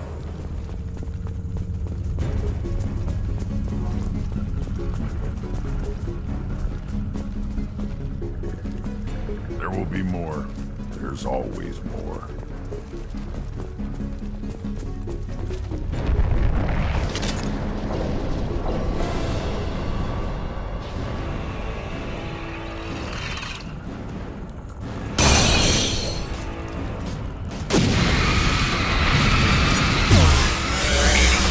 That system offline.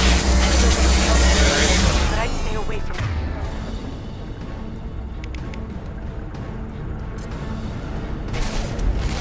Nothing.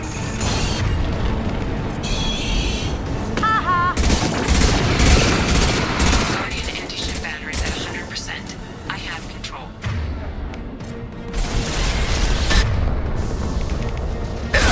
My shield.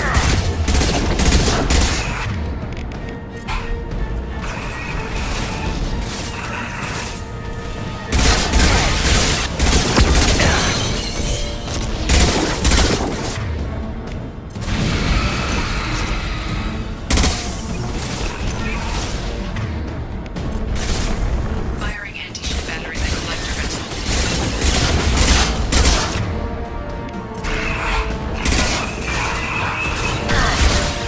Try again. Right on your ass!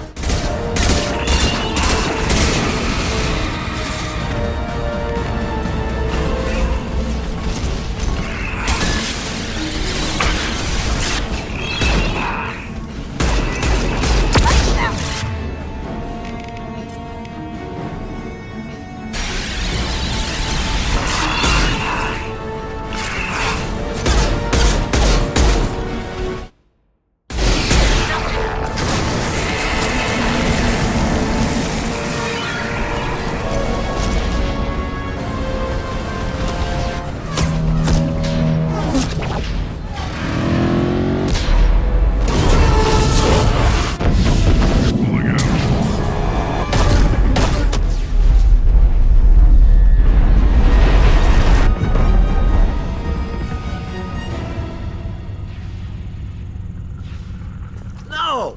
Don't let him get away! There's nothing we can do. They're gone. Half the colony's in there. They took Egan and Sam and Lilith. Do something. I didn't want it to end this way. I did what I could. It was a good fight, Shepard. Shepard? Wait. I know that name. Sure, I remember you. You're some type of big Alliance hero. Commander Shepard, Captain of the Normandy, the first human Spectre, savior of the Citadel. You're in the presence of a god, Delan, back from the dead. All the good people we lost and you get left behind. Figures. Screw this. I'm done with you Alliance types.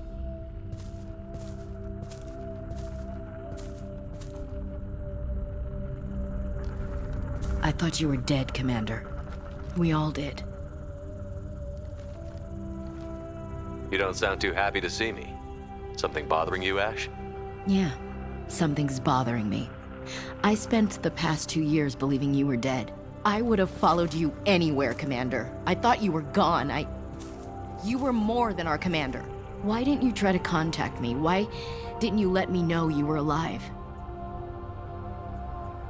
Not my choice.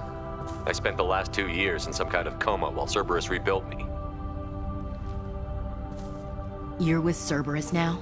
I can't believe the reports were right. Our movements apparently get broadcast across the galaxy. Alliance intel said Cerberus could be behind our missing colonies.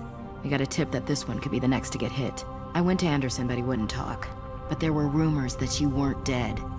Worse, that you were working for the enemy. Our colonies are disappearing. The Alliance turned its back on them. Cerberus is the only group willing to do something about it. Bullshit. I know what Cerberus is like. They talk about putting humans first, but at what cost? I wanted to believe that you were alive. I just never expected anything like this. You've turned your back on everything we stood for. Ash, you know me. You know I'd only do this for the right reason. You saw it yourself. The Collectors are targeting human colonies, and they're working with the Reapers. I'd like to believe you, Shepard, but I don't trust Cerberus. And it worries me that you do. What did they do to you? What if they're behind it? What if they're the ones working with the Collectors? Wow, you're so hung up on Cerberus, you're ignoring the real threat. You're letting how you feel about their history get in the way of facts. Or maybe you feel like you owe Cerberus because they saved you. Doesn't matter. I'm reporting back to the Citadel. I'll let them decide if they believe your story. I could use someone like you in my crew, Ash. It'll be just like old times. No, it won't. I'm no fan of aliens, but Cerberus has... So long, Commander. Joker, send the shuttle to pick us up.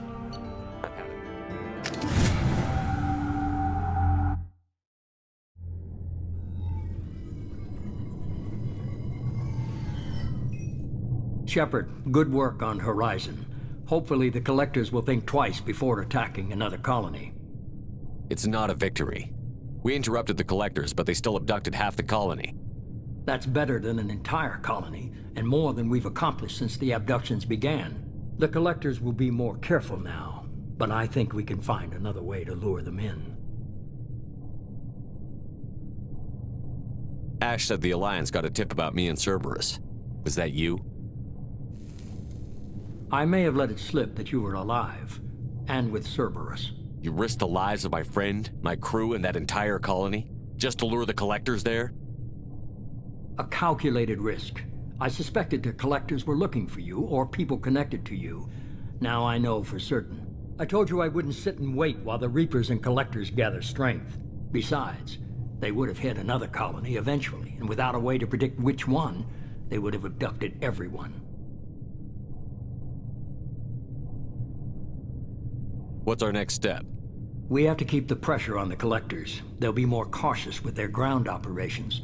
So we need another opening. I'm devoting all resources to finding a way through the Omega-4 relay.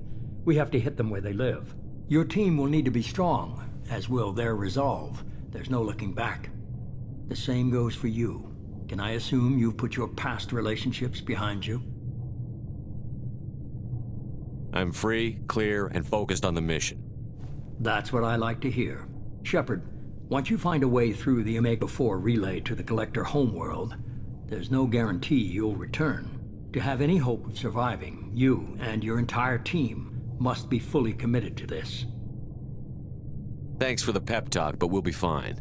I've forwarded 3 more dossiers. Keep building your team while I find a way through the relay. And be careful, Shepard. The Collectors will be watching you.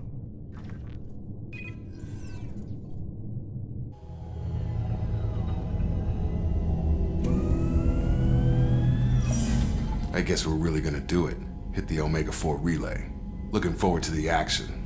After seeing what those bastards did on Horizon, though, makes you think. They're powerful, but we've got a few tricks for them. No argument there, Commander. Gonna go take care of a little unfinished business.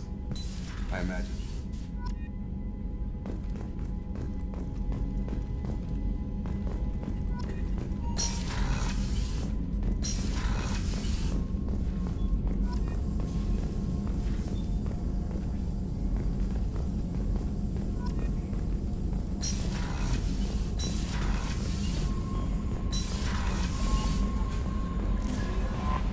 Commander, you've received a new message at your platform. Incoming message from Admiral Stephen Hackett, Alliance HQ.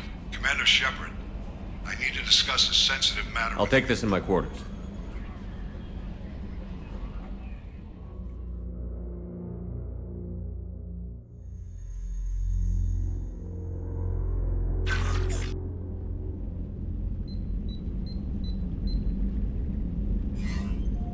Commander, thank you for your time. I'll keep this brief. We have a deep cover operative out in Batarian space. Name's Dr. Amanda Kenson. Dr. Kenson recently reported that she found evidence of an imminent Reaper invasion. So why call me?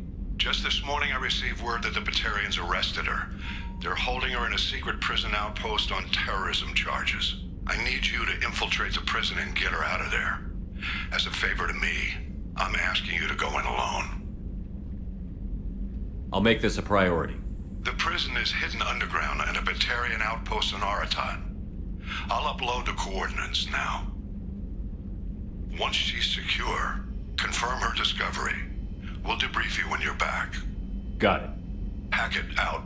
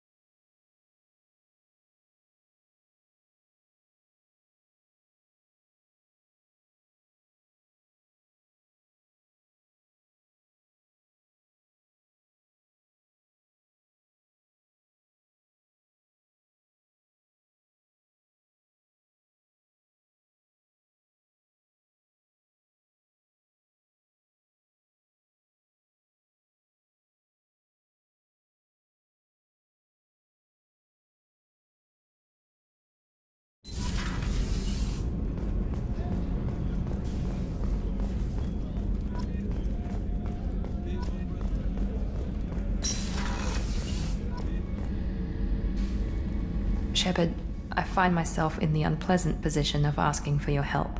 I don't like discussing personal matters, but this is important. Miranda, you're one of my crew. Tell me what's on your mind. You remember what I told you about Father? Building it, there was another reason I went to Cerberus for protection. I have a sister, a twin, and he's still hunting her. She's living a normal life on Ilium, safe and hidden from my father. So why are you sharing the family My history? father's agents have been searching for my sister for years. I've tried to keep her hidden without impacting her life, but I'm out of options. He's too close. I need to relocate my sister's family before it's too late. What do you need me to do? My father is extremely persistent. I'd like to go to Ilium when Cerberus is moving the family to make sure none of his agents get too close. My contact's name is Lantea. She'll be waiting for us in the lounge near the Nos Astra docking bay.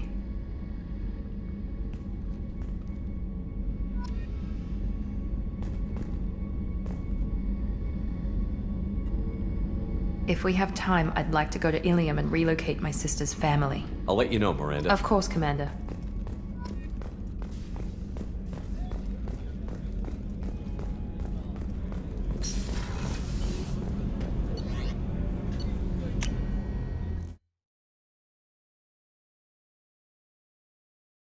So I just got done watching WrestleMania 42.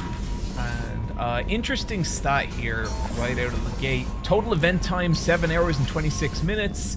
Total match time 2 hours 39 minutes and 55 seconds. Less than half this show was actually wrestling. There was a lot of ads, and granted there was like a lot of big long entrances, but you want that, it's WrestleMania. So to break this down further, most of the matches were under 8 minutes, and if you compare that to WrestleMania 40, it had one match that was under 10 minutes, and it's like, wow, a lot of the wrestling has been drained from wrestling, but so much of it was ads now. Like, just so much of it was like ads and just all this shit. And what really bummed me out is there were so few promo packages before the match, and one of my favorite parts of wrestling are promo packages. Go watch the fucking WrestleMania 17. It's the My Way Limp Bizkit, The Rock versus Stone Cold. Fucking incredible. Go watch Undertaker, Shawn Michaels, two placebos running up that hill. Absolutely works of art in themselves, and there was barely any. And I was thinking about it, and I think the reason there was barely any is so we could get as many advertisements in there as possible. And God, every time they bring out the fucking Slim Jim's table, I could do a whole video on Slim Jim's tables alone. Maybe I will. But yeah, I am feeling all kinds of ways about this one. So just to like get it out there, I haven't been keeping up with like WWE barely at all. I've been absorbing the Oz thing through social media osmosis, but the company creatively and just socially has been such a massive disappointment to me in the last year that I've kind of just disconnected from the product entirely. This started at last year's WrestleMania with what is, in my opinion, the worst WrestleMania main event of all time. And I've watched Psycho Sid versus Undertaker multiple times. Yeah, it just meant that I did not really want to engage with the product. And then, of course, WWE backing a horrific administration that is doing nothing but handing out pain and misery made me also not want to engage with the product. But I will come back occasionally, and I did come back for WrestleMania. It's left me feeling in a way that I have to really question like what WWE is now and what its goal as a company that creates media, like what is it actually trying to do? I've seen a fair few opinions about it, and the general consensus seems to be that night 1, pretty dog shit, night 2, better. And that is along the lines of what I would say here. And so look, I just want to give my opinion on what I thought this event was. I do feel like a little conflicted about covering WWE, but I also feel like if only the people who agree with it cover it, then the coverage of it becomes universally positive. So I think it is good to have dissenting voices, and I do think it is valuable to, you know, have a critical eye on a company as big as WWE, because whether you like it or not, it is the biggest organization in the entire world when it comes to professional wrestling, and it's difficult to pretend they just don't exist. So night 1, and we kicked off with I Show Speed, Logan Paul, and that other fella the Vision against the Usos and LA Knight. This match was fine. I will even cop to say that like I find I Show Speed relatively entertaining, and this wasn't really anything amazing. It wasn't anything more than it needed to be. A pretty like would have been a bit of a banger match on like a SmackDown or Raw, but as an opener for Mania, I really don't know about that. Next up, we had Jacob Fatu versus Drew McIntyre. And, you know, this match, I think, just suffered from basically just like slamming two wrestlers together and with no real story or no real build-up, and then giving them like a hardcore stipulation, which I don't think either of these guys really specializes in. This match would have been way more brutal if you had just let them go at it in the ring and taken away the weapon stipulation, because neither of them looked particularly comfortable engaging in like the hardcore style of wrestling, and none of the spots were like particularly creative or anything like that. That said, I love both these prefer this. It breaks my heart. We love you, They Valley. have so much talent and so much potential, and it's what they do with it that makes it such a fucking difficult company to watch sometimes.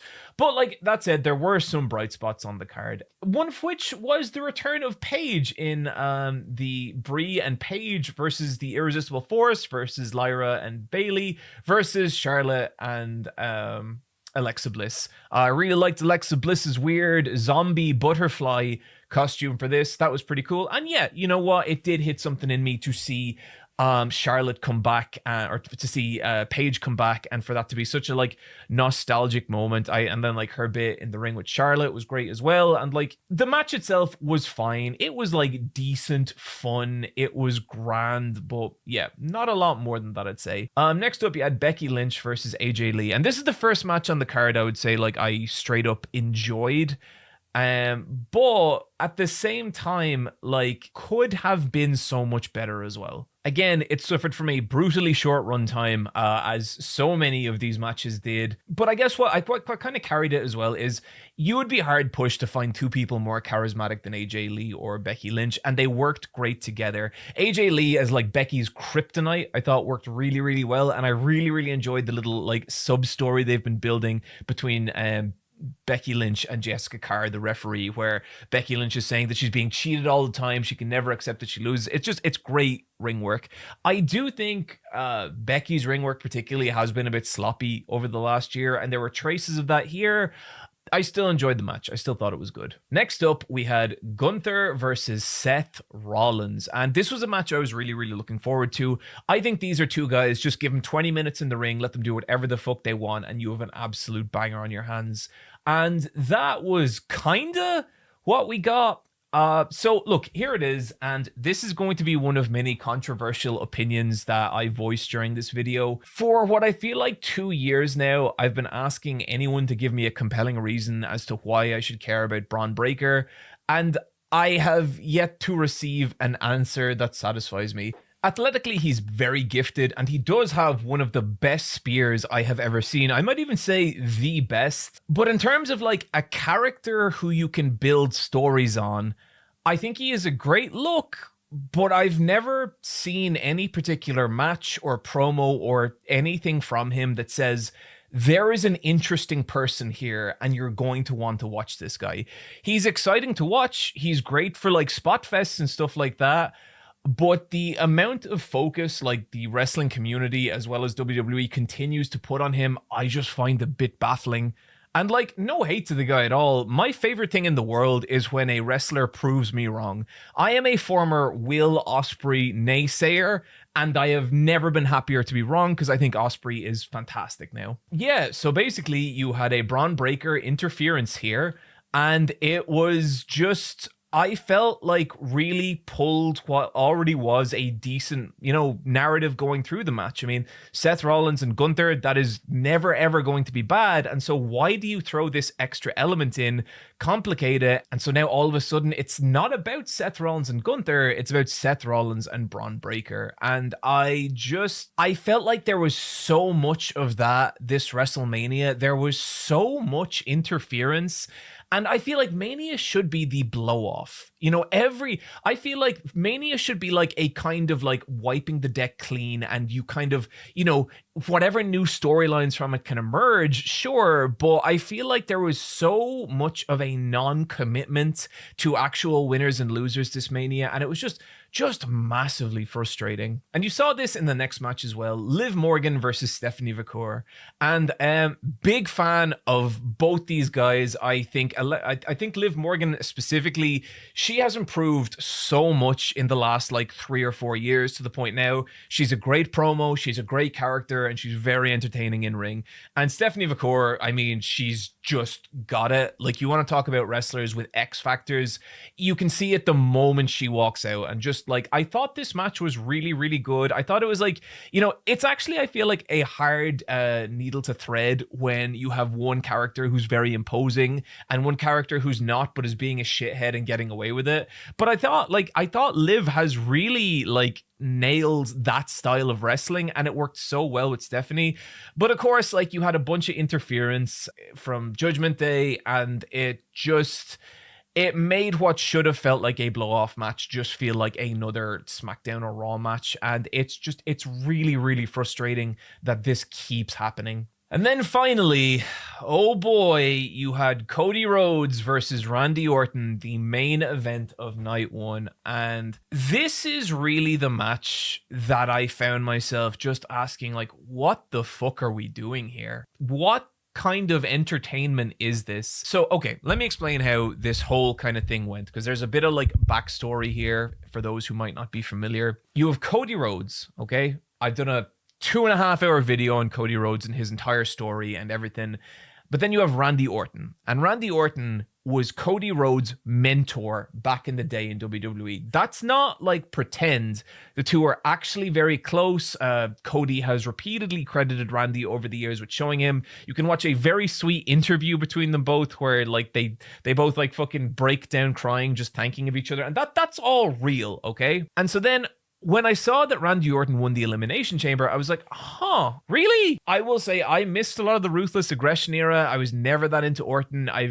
I see him as a main event guy. I don't see him as a WrestleMania main event guy, and I was surprised. But then I started thinking about it, and it's like, okay, well, him and Cody do have all this history. There is a real story there, and especially with Randy Orton as this ruthless fucking serial killer, he hears voices, he attacks everyone, he's not loyal. Okay, there's some interesting stuff you can do here. And they started doing it for a little bit, and then at some point, someone said, hey, you know what this long-standing narrative between these two former friends turned enemies needs? Country music singer Jelly Roll. I don't actually know if Jelly Roll is a country music singer. I think someone said that. I don't know anything about Jelly Roll, and I certainly don't care. But that's what watching this storyline has been to me.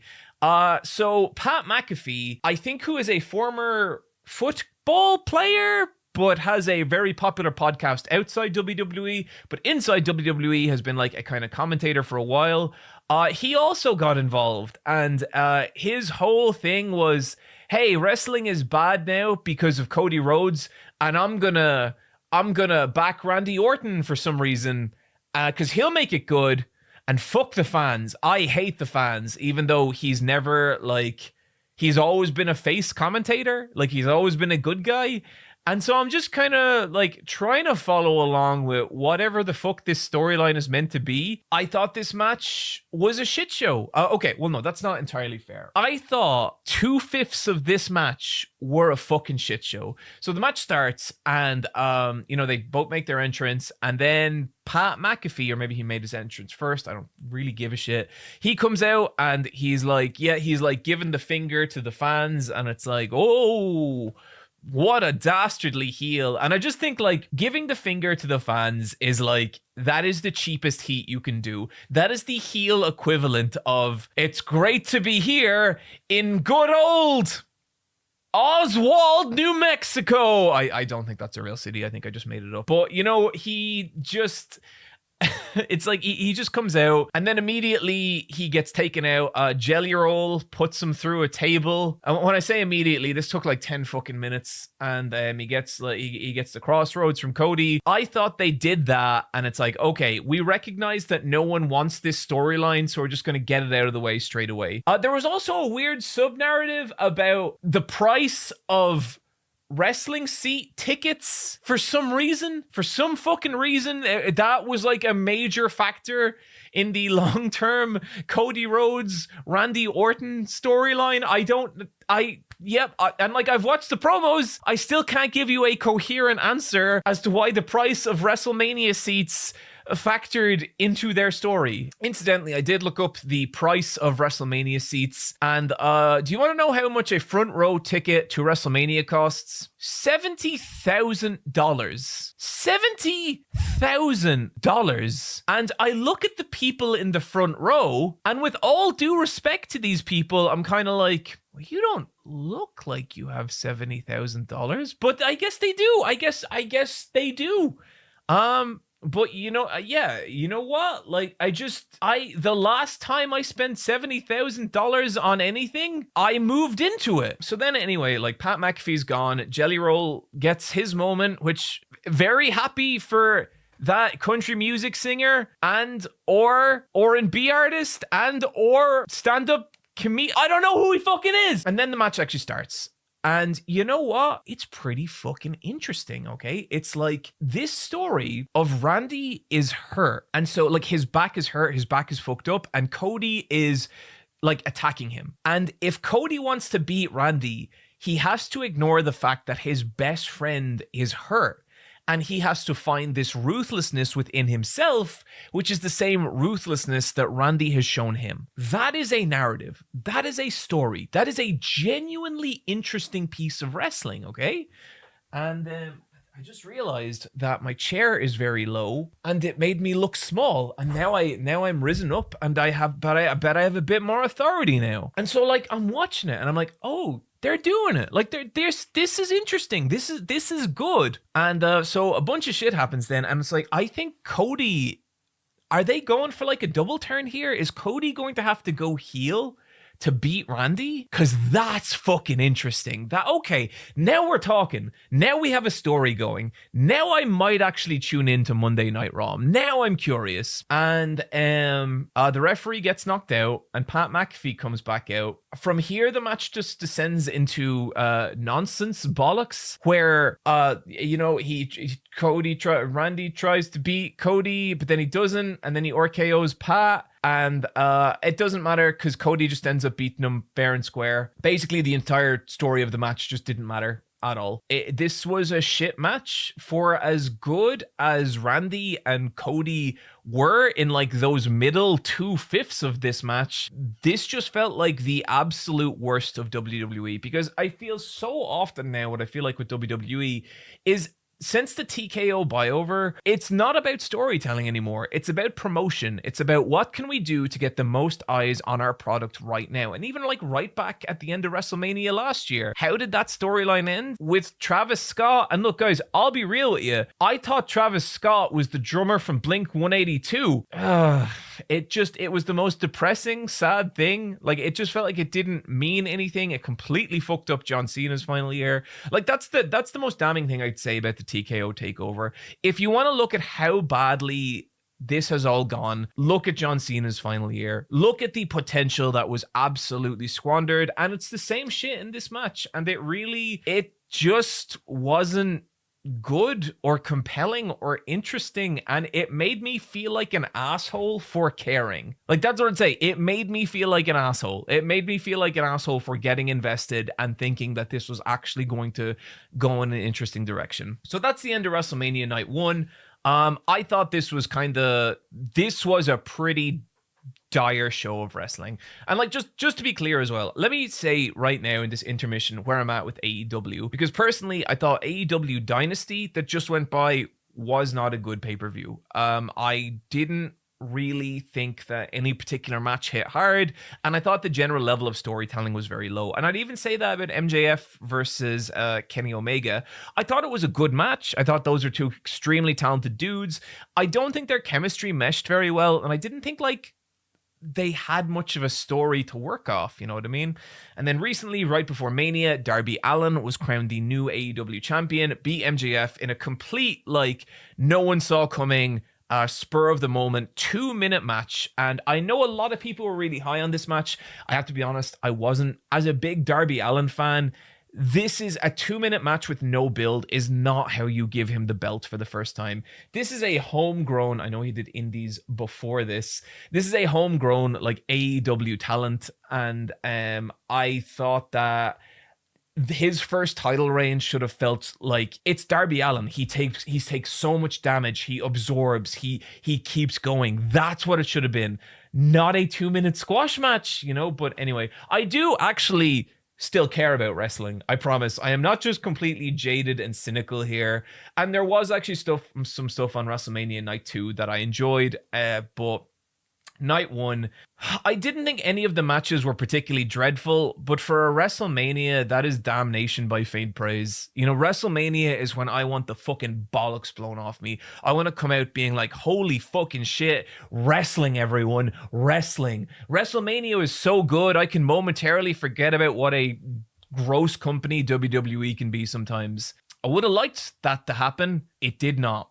So Night 2, I really have to commend WWE here. They did just the most fucking mean girl shitty ass thing right at the start of the show, where they get CM Punk and they take all his like every federation he's ever been in, and they do his entire run through wrestling, and then they just skip AEW. They're just like, and then, you know, he left wrestling in 2014 and then came back.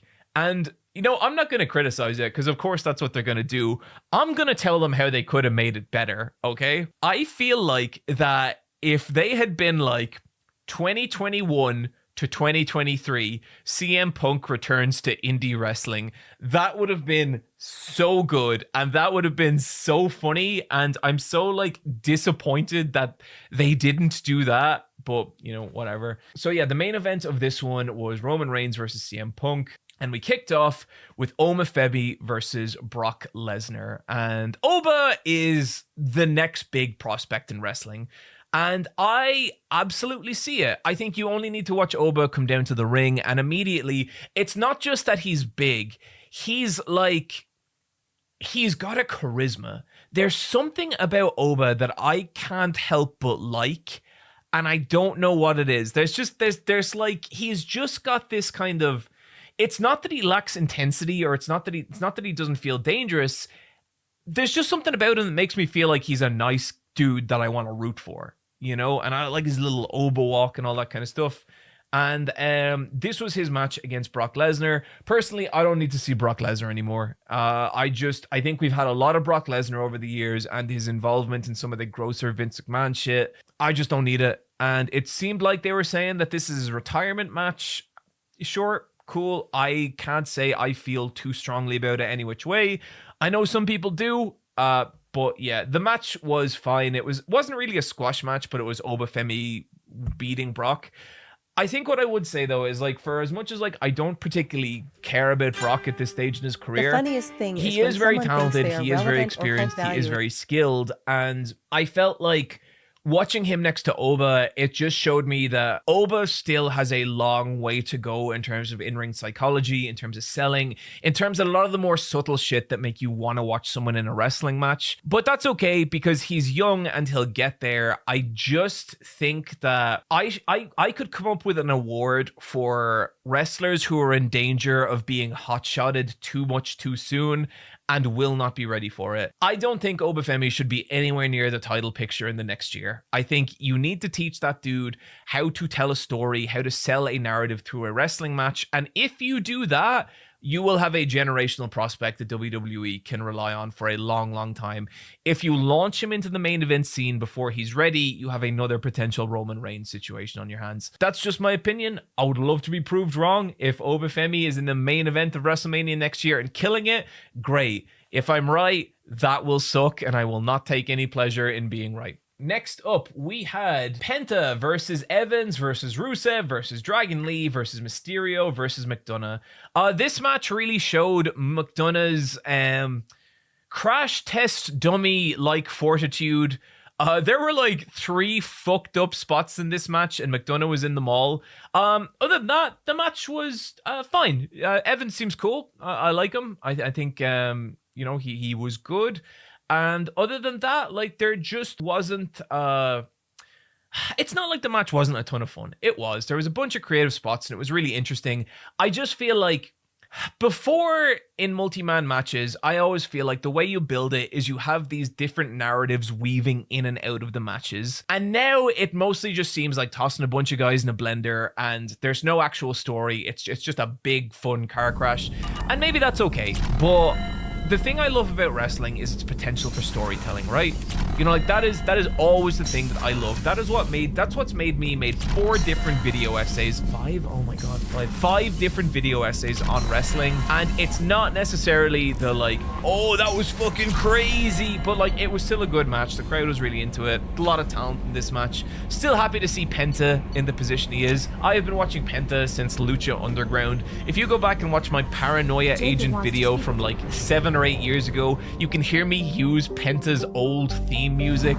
Like, I love Penta, and I'm glad that shit has like worked out for him. Next up, we had Sami Zayn versus Trick Williams, and I just found this match massively frustrating in that I just don't know what the fuck we're doing. Trick Williams is another guy. I hadn't really seen him a whole bunch before this, and I thought he was great. I thought that he absolutely has that X factor you want wrestlers to have when they come down the ramp, and everything about his presentation, the long trail, the rotating platform, it just felt fresh and different and great, and I thought he was like very good. Now, his wrestling style right now is very much the dude in early 20s can bounce around a lot, and he's not going to be able to rely on that forever, but he is a big prospect. However, I did not like this match. I don't know who Lil Yachty is. I'm gonna say that he's a race car driver. Lil Yachty, the race car driver, was accompanying Trick Williams, and it felt like so much of the match was about Lil Yachty then, not the actual match itself. And look, I'll just say this, Lil Yachty, I don't care how many fucking Formula 1 you've won, alright? This is wrestling. The match itself just felt very short. It didn't really build up any story.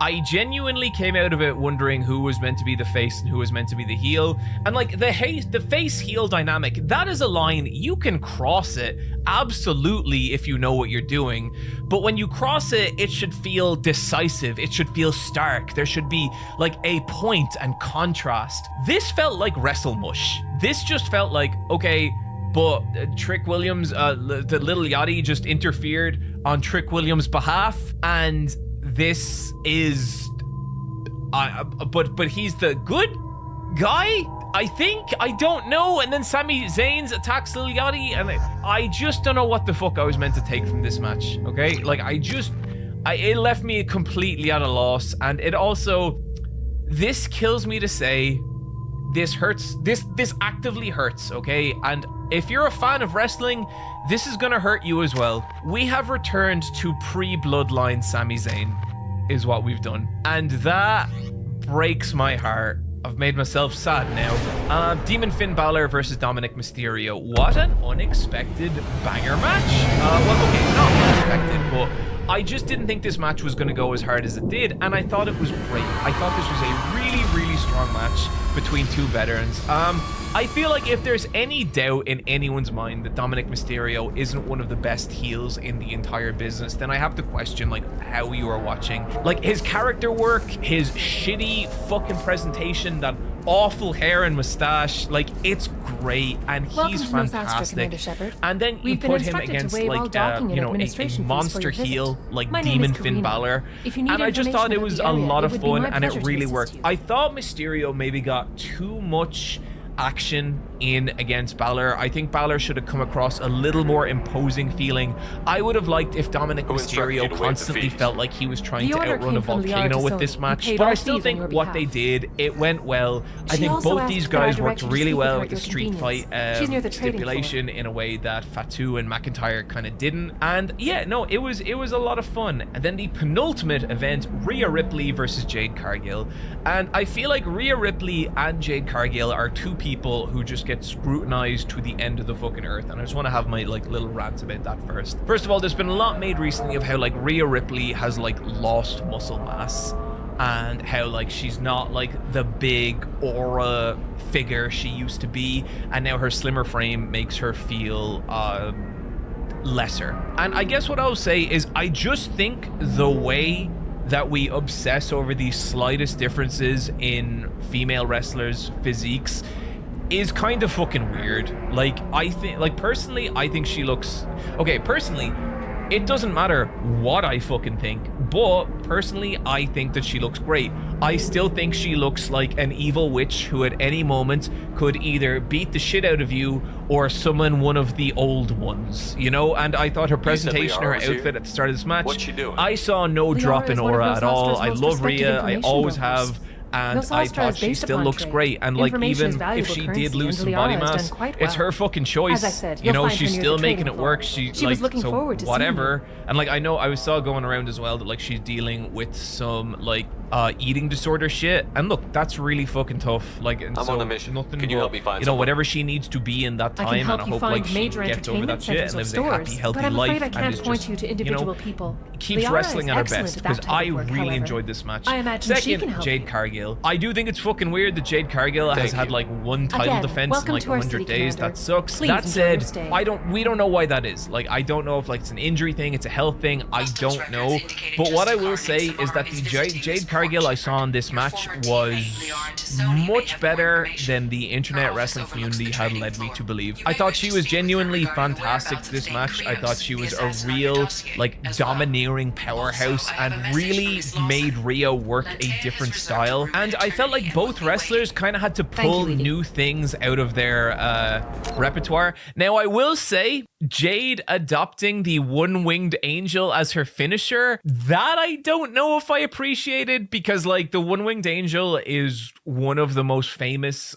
I think it's the most famous finisher outside of WWE. Right, of all the non-WWE finishers that are like, you know, have a, you know, a massive like cachet and like cultural significance, unless you're really into King's Road All Japan Wrestling, it's the One-Winged Angel. If you're into King's Road Wrestling, it's the Burning Hammer or Tiger Driver 96/ enhanced Tiger Driver Super. Never mind, it's fine. But yeah, other than that, I genuinely just thought this was a banger match. This was my favorite match of the entire event up till now. I continue to think the way that we obsess over and discuss female wrestlers sometimes is kind of fucking strange, but I know that me saying that is going to change dick all. So let's move on. Main event, night 2, Roman Reigns versus CM Punk. I had extremely mixed feelings about this match going in. I felt like the build to this match has felt very muted. You know, it wasn't really what I was expecting, and I was excited to see Reigns versus Punk, you know, like, it's tricky because I feel very conflicted about them both. I am a huge former CM Punk supporter, and then like Roman Reigns, like fucking don't want to get into it, but I wish that, I know people are gonna go fucking mad, but it was such a bummer to see him go on about the Trump shit, and you see how that administration's gone, and I don't want to be talking about this. You know, I don't want to have to bring this shit up in wrestling, but like that's what happens when you attach yourself publicly to a figure like this, and it was just massively disappointing. And to the people being like, how do you feel about the Roman Reigns video you made now? Bad. I feel bad about it. Thank you for asking. But this match, so there wasn't like, I feel like the build wasn't really there. I feel like whenever CM Punk does in any way a coherent promo now, people are like, pipe bomb, he did a pipe bomb, holy shit. And it's like, I watch him and it's CM Punk being like, I'm CM Punk, I'm here to fight for the hardworking people of insert city here. I'm better than you and you're not very good. And it's like, okay, cool. And people always say to me, like, I mentioned this in a video before, and people were just like, yeah, but that's what cutting a promo is. And if you think that's all cutting a promo is, then I really question your actual knowledge about wrestling and what a promo can be. I'm not saying that from a shitty place, and like, I'm not trying to antagonize people. I genuinely think the promos can be so much more than that. Like, go back and watch like some of old Mick Foley's old Cactus Jack promos. Not in WWE, pre-WWE, like before that. Go watch the Awakened Giant promo from him. You know, go watch like, go watch like some of John Cena's old shit. You know, watch how personal he makes it, how real he makes it. Go watch Jake the Snake. Go watch Harley Race. There's so many amazing, weird, and different ways to do a promo, and when it just is like, you're good, I'm bad, LA Knight. Like, it's like, what are we doing, you know? I fell asleep during this match.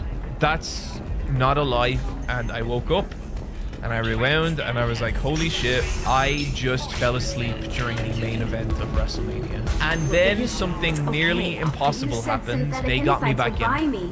By the end of this match, I was entertained. I thought they told a really compelling, good story. I thought the match was an absolute grind for the first 20 minutes, but then we hit the point of exhaustion in both wrestlers, and that's strange to me because exhaustion is a storytelling tool in wrestling, and it's one of the most compelling because it's real. Okay, maybe the best example of this all time: Omega versus Okada 2 at Dominion 2017, I think it was. By the end of that match, both wrestlers are so exhausted that it becomes part of the match, and it's fucking incredible. This wasn't that. It was still good because what you had is like this burning hatred between both these guys. And again, there's a history here. There's a story here. Go back and watch my Roman Reigns video to see exactly what that was. Like, Punk in real life made life for Roman Reigns very difficult by doing like this off-air radio interview where he talks about how protected Roman was. And that was a huge barrier that Roman had to climb over, and he did. And so like there was real history here, and at least at one point real animosity. And as these guys got more tired and exhausted, I feel like you felt that emotion bleed into the match, and it was fucking good. It was compelling. It was a story. And then eventually you get to this moment where CM Punk, he's hit Roman with his finisher like 2 or 3 times. He does the go to sleep to Roman. Roman bounces off the ropes. Punk catches him again. He raises him up. He goes to do the go to sleep one more time, and he can't do it because he's tired. And he's tired because what Roman said about him is true. He's old, and it was a kind of powerful moment. The attack on the Citadel didn't engender And much seeing love for that, artificial I intelligence. felt things. I felt emotion, and it was like, oh yeah, this is what wrestling can be. And it made me sad because I realized I hadn't felt that for the entirety of the event. There were good matches, but I mean the highest rating I gave any of these matches was 4. I rate out of 7, just to be clear. That moment, it actually made me remember why I love wrestling, because that kind of storytelling can happen, and it's real and it's not real all at the same time. I haven't been watching a lot of wrestling, you know, and I feel really conflicted about the product. I feel conflicted about making this video,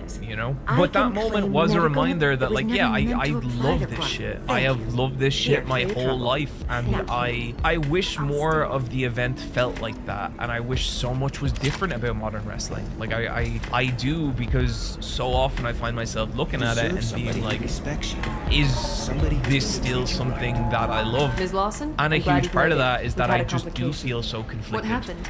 about Is Ariana where alright? WWE specifically fine, is at, because but this you is a listed a company man that named has been Niket a as part your of my trusted life source. since He suggested literally that the Mercs might be conscious watching memory. for you personally. You know, He's like offered to I don't escort like Ray and his family shit to the talking terminal Hulk instead. Hogan, literal childhood hero, and it You want to fucking bring in any of your sucks other that Ilium things cons? went the way they did. You and You know, Niket are the so only two I yeah. trust on this. In the What end, information do you have? I don't really know what and that they're working WrestleMania for- 42 I could was. try to alert the Was it an authorities, amazing but you made the mania? right decision. Not handle by this any ourselves. stretch.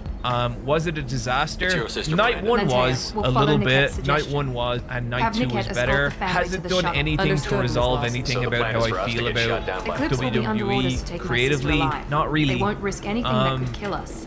It reminded me of why I liked it in the past. Thank you, Shepard.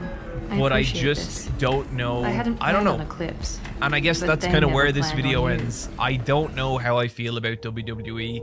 And I think I really wanted WrestleMania 42 to give me something.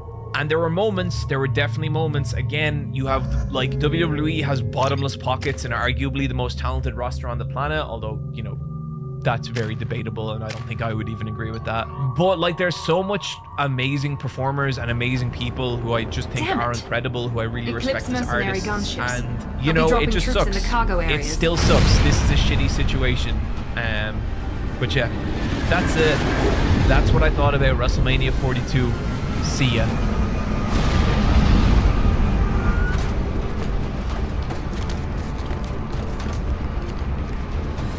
Put us down in that cover behind them. Let's hope they really do want to take us alive.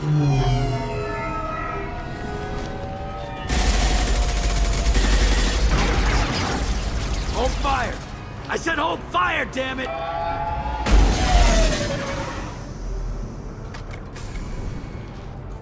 I got this.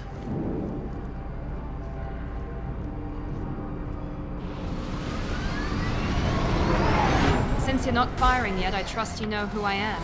Yeah, they said you'd be in the car. You're the bitch that kidnapped our boss's little girl. Kidnapped? This doesn't involve you. I suggest you take your men and go. Think you've got it all lined up, huh? Captain Inyala's already moving in on the kid. She knows about Niket. He won't be helping you. This is more complex than I thought. Maybe if we talk about this. We're wasting time. They're just trying to delay us. Captain Inyala ordered us to give you one chance to walk away. This whole time we've been... When I say the word, we unleash hell on your squad. So I suggest you walk away nicely, unless you want...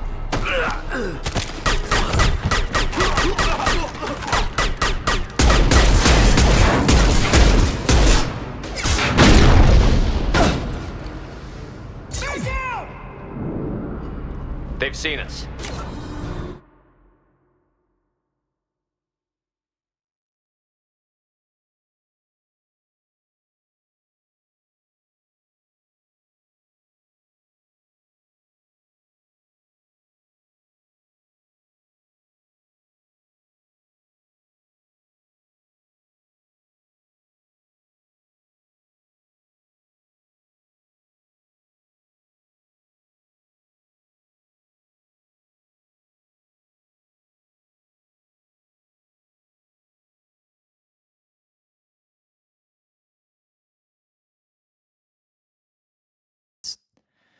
It's OSB, you know, that kind of thing. MDF.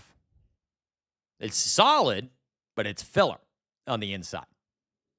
It's not real wood. That's why it was $135. Well, it's real wood, but it's glue. It's mostly glue. So my dad's like, yeah, you need to prime this. I'm like, what? Say what now? Because this was like 3 o'clock, like 3, 4 o'clock. I was ready to like be done. I was done. We've been going since about 10. It was going poorly by no one's fault than my own for not waking up early enough and like not planning enough. And like I bought these doors. I thought they were the right thing. We already had made 2 trips relevant or hold value in your life, especially when they have done everything to prove they should have never been a part of it in the first place. Real clown behavior.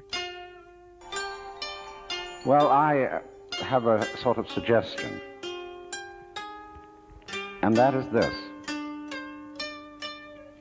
That before we decide either to save the planet or to destroy it, we pause for a moment of silence. I don't mean that kind of grim The funniest thing is when someone thinks they are relevant or hold when value in somebody your says, life, especially when they have done such everything and to such a prove they famous should have person never has been a just part of died, it in and the we'll first observe place. a moment of Real silence clown in his behavior. honor.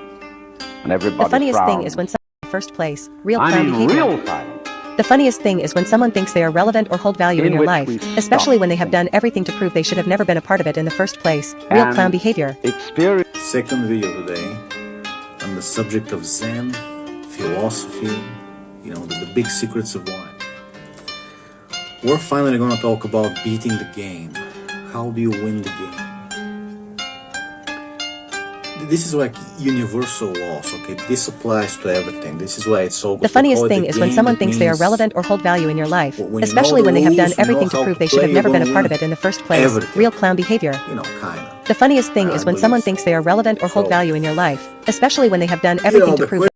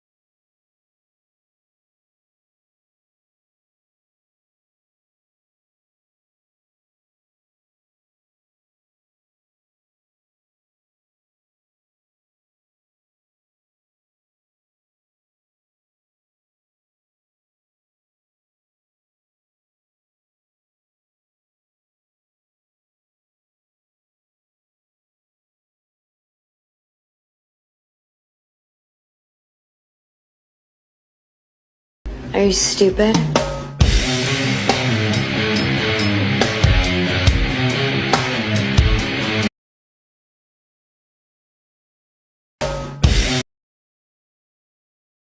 Are you stupid?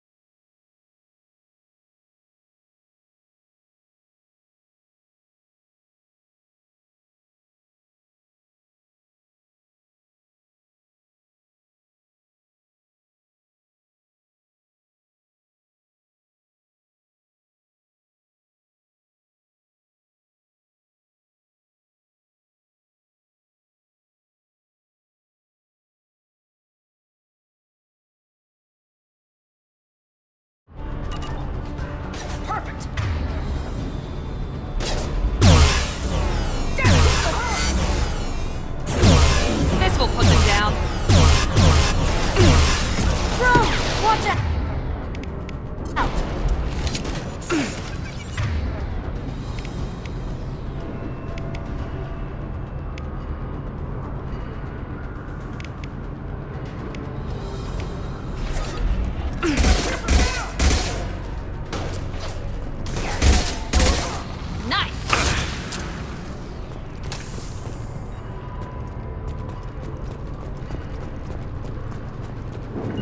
You got it. Affirmative.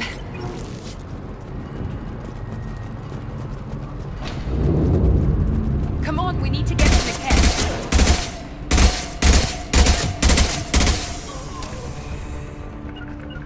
Gotcha. Going to cover!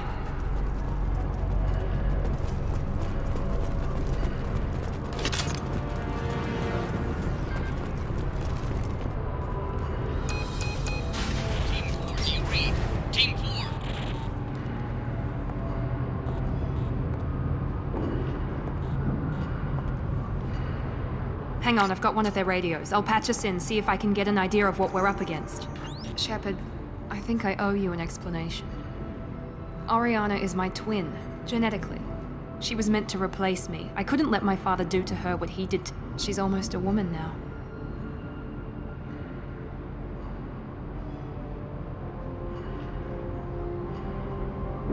Sounds like your friend Niket might be in some They've got to Niket somehow. This is according to the specs I reviewed, we'll need to cut through the cargo processing yard to get to Oriana. Can you tell me anything about We'll be the moving through conveyor systems. And these cargo transports carry hazardous materials. So watch what you I hope your friend can be trusted. Absolutely. He's the only person I didn't cut ties with when I left my father. Let's go find Nick Right. and Orion.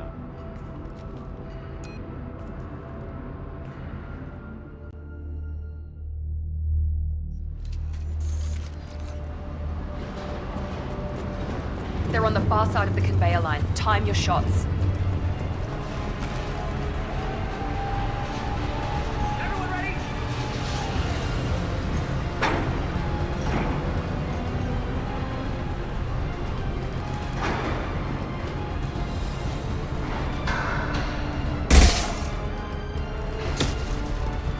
Incineration ready! I'm sending out a drone!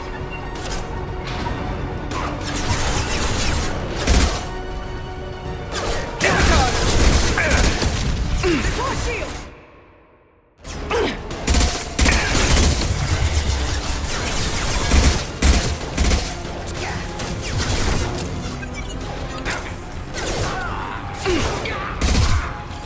Going silent.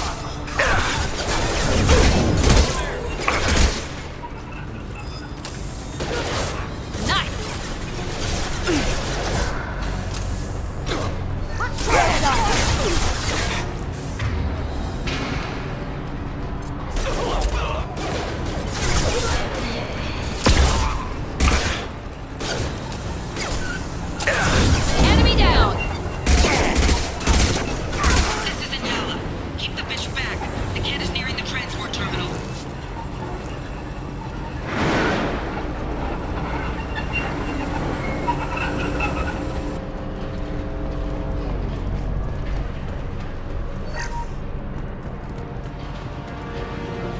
Now what's this?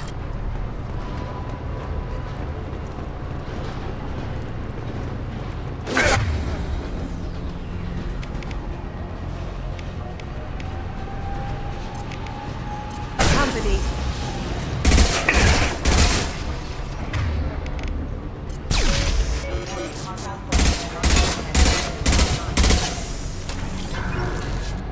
I don't care how many mechs you load. Just stall them, damn it.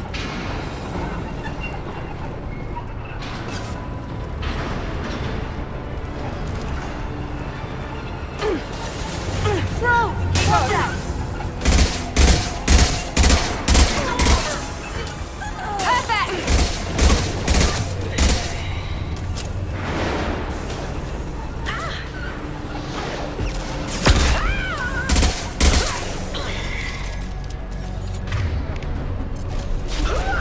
Did I do that?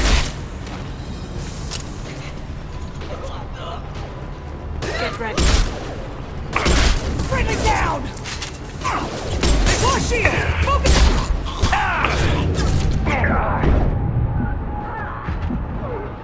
Gotcha!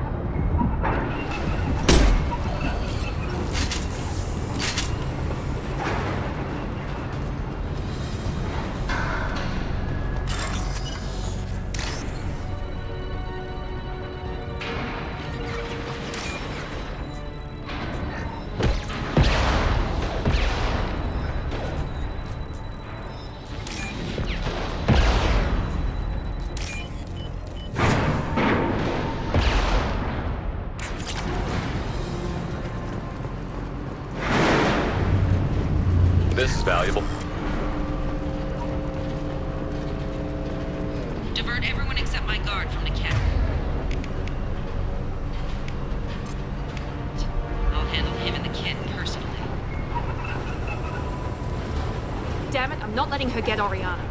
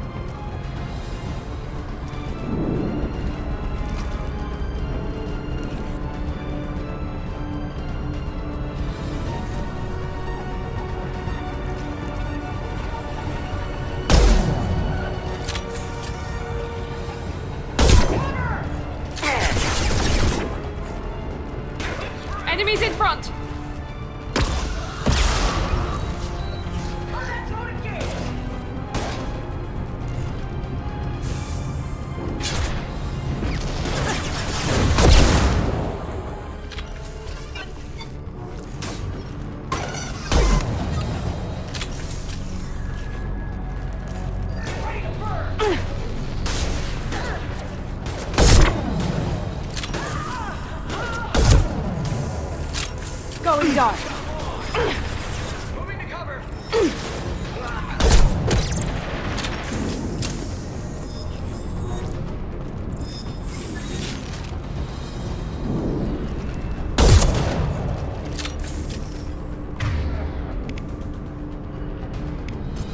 Incineration ready.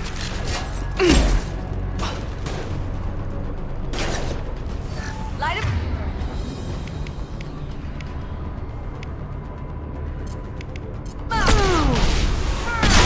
They've seen us.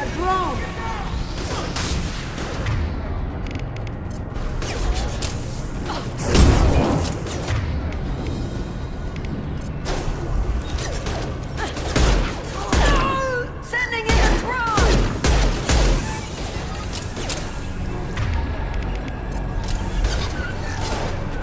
Burn the bastard.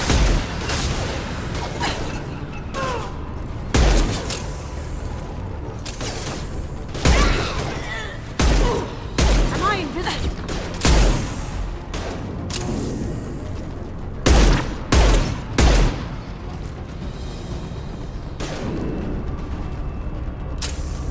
Night, night. Burn the bastard. Look out! Drone. We can cut down through the...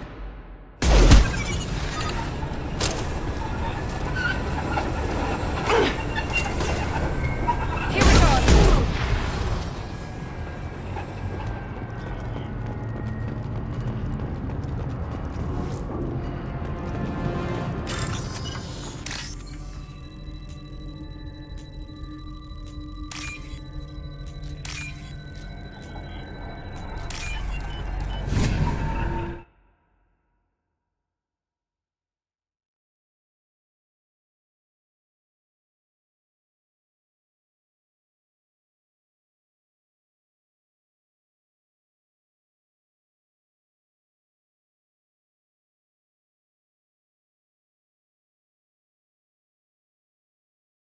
There's a version of your favorite films and TV shows that you weren't allowed to see. Scripts were rewritten, scenes were cut, endings were changed, and characters were altered. They had stamped top secret on the top and the bottom and the sides and the margins of every single page. And I said, guys, this is not top secret.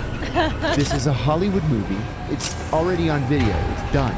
I'm talking children's animations with rewritten endings, comedy films you've never heard of with deleted scenes, superhero franchises built in secretive contracts, and a screenwriter who tried to tell the wrong story and was found dead with both hands missing.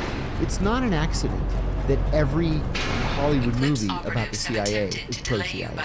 This has been running since the 1940s. What started with Walt Disney producing propaganda shorts for the military has now evolved into almost permanent one that now represents the biggest franchises on the planet, and it hasn't stopped expanding from there.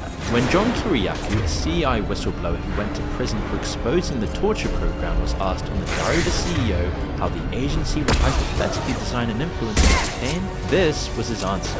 You would have to have a goal that would be specific enough that you could actually track the progress to it.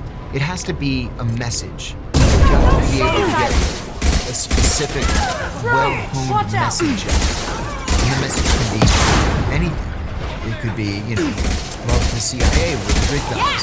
It could be support the overthrow of the Iranian government. Now you free me. It could be, any criticism of Benjamin Netanyahu is anti-Semitism. It could be anything you want. You just have to make sure that it's repeated enough. He mentions a couple of things there that are highly relevant right now.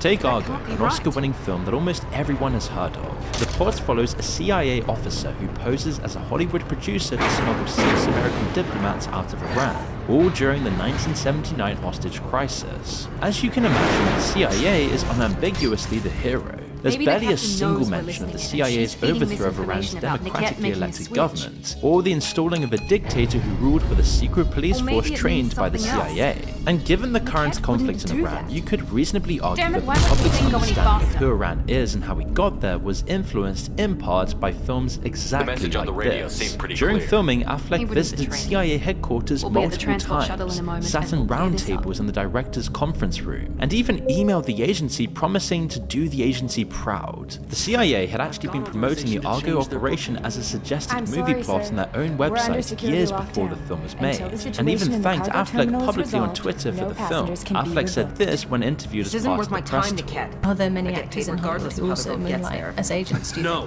think? I was told that I could handle this my way. We're not traumatizing the family any more than we... And we just don't know it. But Argo's only the surface, and you'll be shocked about where exactly the strategy operates in Hollywood, the films it touches, and how smart it truly is. Take the original script for the Hulk.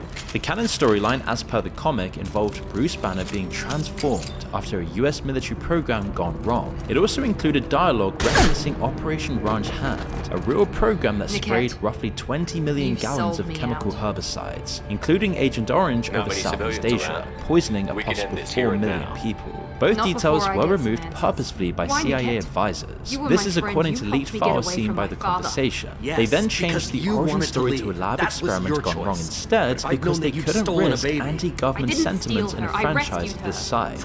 In the Transformers film, a Pentagon liaison inserted specific dialogue instead of removing it. In one scene just after American troops had been attacked by a deception robot, he added the line "bring him home" to reinforce US military values. Numerous superhero films, including practically the entire Marvel Cinematic Universe, which is the single biggest franchise in history, were all built on this from the ground up. Captain Marvel was granted full Air Force support. The Air Force was advertising the film on social media before Marvel had even started marketing it. Captain Marvel and Black Panther were both used directly in recruitment campaigns. The result was a documented spike in female applicants to the Air Force Academy. They literally called it the Captain Marvel effect. On Iron Man, which was massively supported by the Pentagon with $1 billion worth of equipment, there were literally fights on set between the directors and the agency. A Pentagon liaison, Phil Straub, objected to a line in which a military character says, "People would kill themselves for the opportunities I have." The director John pushed back,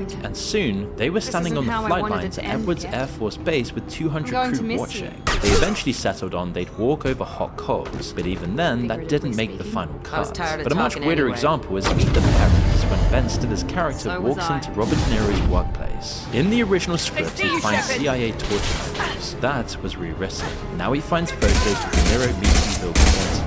IMDb credits Chase Brandon as a technical advisor and Mel Fearden as consultant CIA on the film, which you can see here. These examples just cover what we know for certain from the 60,000 pages of documents, which confirms the CIA has been involved in more than 2,500 productions in total. The Pentagon runs something called the Entertainment Media Office, a formal liaison operation that works directly with Hollywood studios. They support studios financially with advice on sensitive topics, and lend them specialist equipment and prime film location. In exchange for permissions, the CIA gets to read and approve the script before a single frame is shot. They also have complete veto power, and directors are obliged to follow their word. One Pentagon minder said on record, "If they don't do what I say, I take my toys and go away."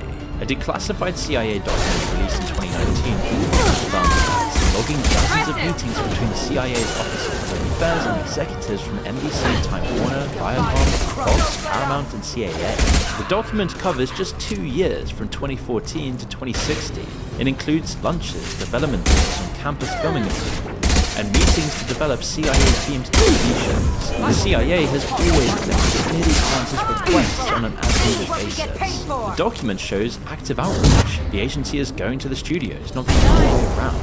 But you have to stretch back much further to find out when this all began. Because when one of George Orwell's most important works was adapted into a movie, the CIA had the final say over its closing moments. That film is Animal Farm, a classic anti-establishment story about rebelling against power. After Orwell died, the film's rights to Animal Farm were purchased by two men, and both were undercover CIA agents. This was in 1954, the height of the Cold War and the Red Scare, when the fear of communism was at its peak.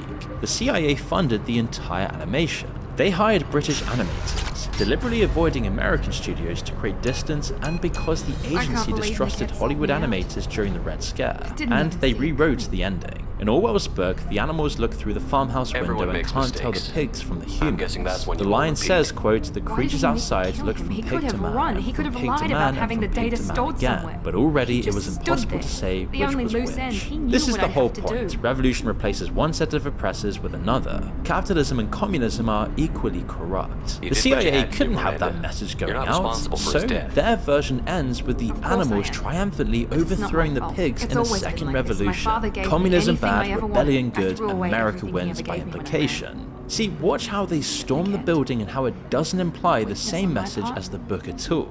It's subtle, but the new version reinforces the division get between moving. good and bad. It creates a Right. moral precedent that corrupt systems can be overthrown and replaced with something better, which is a really comforting thought, unless you realize it's exactly the story the CIA tells every time it topples No a sign of government. eclipse. It Orwell's looks like we're ending clear. says the opposite, that power corrupts regardless There of she who is. holds it, and that revolution just replaces safe. one set of oppressors with another. The director With her Joy family. Batchelor strongly opposed the change, so the CIA threatened to pull financing. The intelligence officer E. Howard Hunt, who later became involved in Come the on, Watergate we should scandal, go. said the film was, quote, carefully tweaked to heighten the Don't you even wanna anti-communist say hello? message. Although it was not about originally what I want, aimed at it's about adults, what's right Animal for her. Farm found its The less primary she knows audience in about me, the school better. over the US She's and got Europe. family. By then, the A life. state and media were just already complicate deeply that for her. intertwined. Governments She had doesn't need correctly any identified details. that the But media would it was the really be best so way bad to for her access to the know she has minds a of the sister who public. loves her? Generations of children were shown a CIA-funded film with a CIA rewritten ending, as if this guess was a not. faithful adaptation of Orwell. So you may not be surprised to learn that Disney was the Go on. testing ground for how We'll wait here. effective propaganda could be. While it might be hard to believe today, Disney was actually going broke, and the government offered it a deal. They accepted, and within 2 years, over 90% of Disney's output, mostly propaganda, was government content. Disney characters found their way into all sorts of government materials, including 1,200 military insignia. Walt Disney even personally designed this terrifying Mickey Mouse gas mask, all to make children less afraid during air raids. If you look at Disney films through the ages, like Snow White, The Incredibles, and Frozen, they're often said to carry some level of deliberate messaging. In a conversation between Theo Von and Robert Greene, the guy who wrote the 48 Laws of Power, Greene said they offer a singular worldview that runs through most Western mainstream media. While modern society came to describe this phenomena as woke, the more important aspect is the consent it manufactures. And what angered me about Hollywood, people pretending to be these liberal, wonderful people getting all the best causes out there to create art. What bullshit. They wanted power. They loved having the power over people. They would drop the woke stuff tomorrow if they could make more money doing something else. It's just about what's going to bring the bucks in. Someone upstream decides what the acceptable worldview is, and the media is passed accordingly. The Pentagon did it with military values. The CIA did it with anti-communism. Hollywood does it now with whatever sells. The product always looks like entertainment and not ideology. Excuse me. These are films watched by billions, not just in the West, but worldwide. So this is also a matter of the image the world superpowers want to project. Soft power has always mattered enormously to the West. Huge military, invincible superheroes, perfect moral values, intelligence agencies that can do anything they please and always win. Now, you might be wondering what happens if someone breaks ranks and goes against the grain. Whether it's possible to subvert the CIA and inform the public of the truth. Well, there has been at least one occasion when someone tried to do exactly that. He was Gary DeVore, a Hollywood screenwriter with major credits on Schwarzenegger's Raw Deal, Christopher Walken's The Dog of War, and Backroads with Tommy Lee Jones and Sally Field. He was deep into a script idea that even his own wife didn't fully understand until after he was gone. When I first moved in with Gary, he said to me, "Don't be alarmed if you get a call from a person from a government agency. Just take their name down and their number and don't be worried about it." In the first 4 years, Commander, you've received there a were new 2 message calls. at your private terminal. And then, not too long before he actually disappeared, there were several from the CIA at Langley. It was called The Big Steal, set during the US invasion of Panama. A friend of his, Hollywood director John Irvin, had lunch with Gary a few weeks before Thanks he again, disappeared. Shepard. He could tell Taking that the time something to was help off. me with my sister. He was troubled. Something was. I couldn't have reached bothering him. Ariana in time without your help. He wasn't really in the conversation. He was having trouble with the script he was writing, which he talked more about not the script, And but you about proved yourself a trustworthy. government very, very Unlike sensitive, Niket. I'm glad I got to take him out myself. He was speaking more as a journalist than he was as a screenwriter. He was talking as an investigator.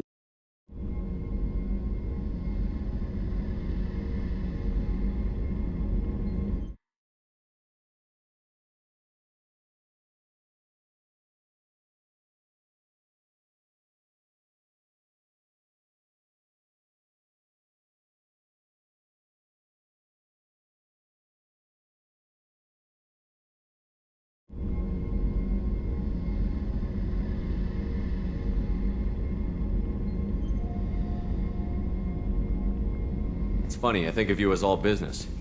Good to see that there's a person under there.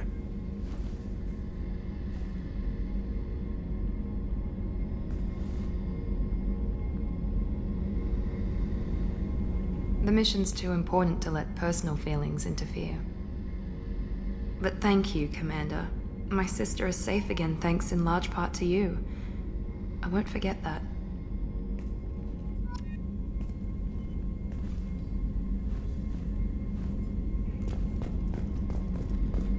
Commander, what can I do for you?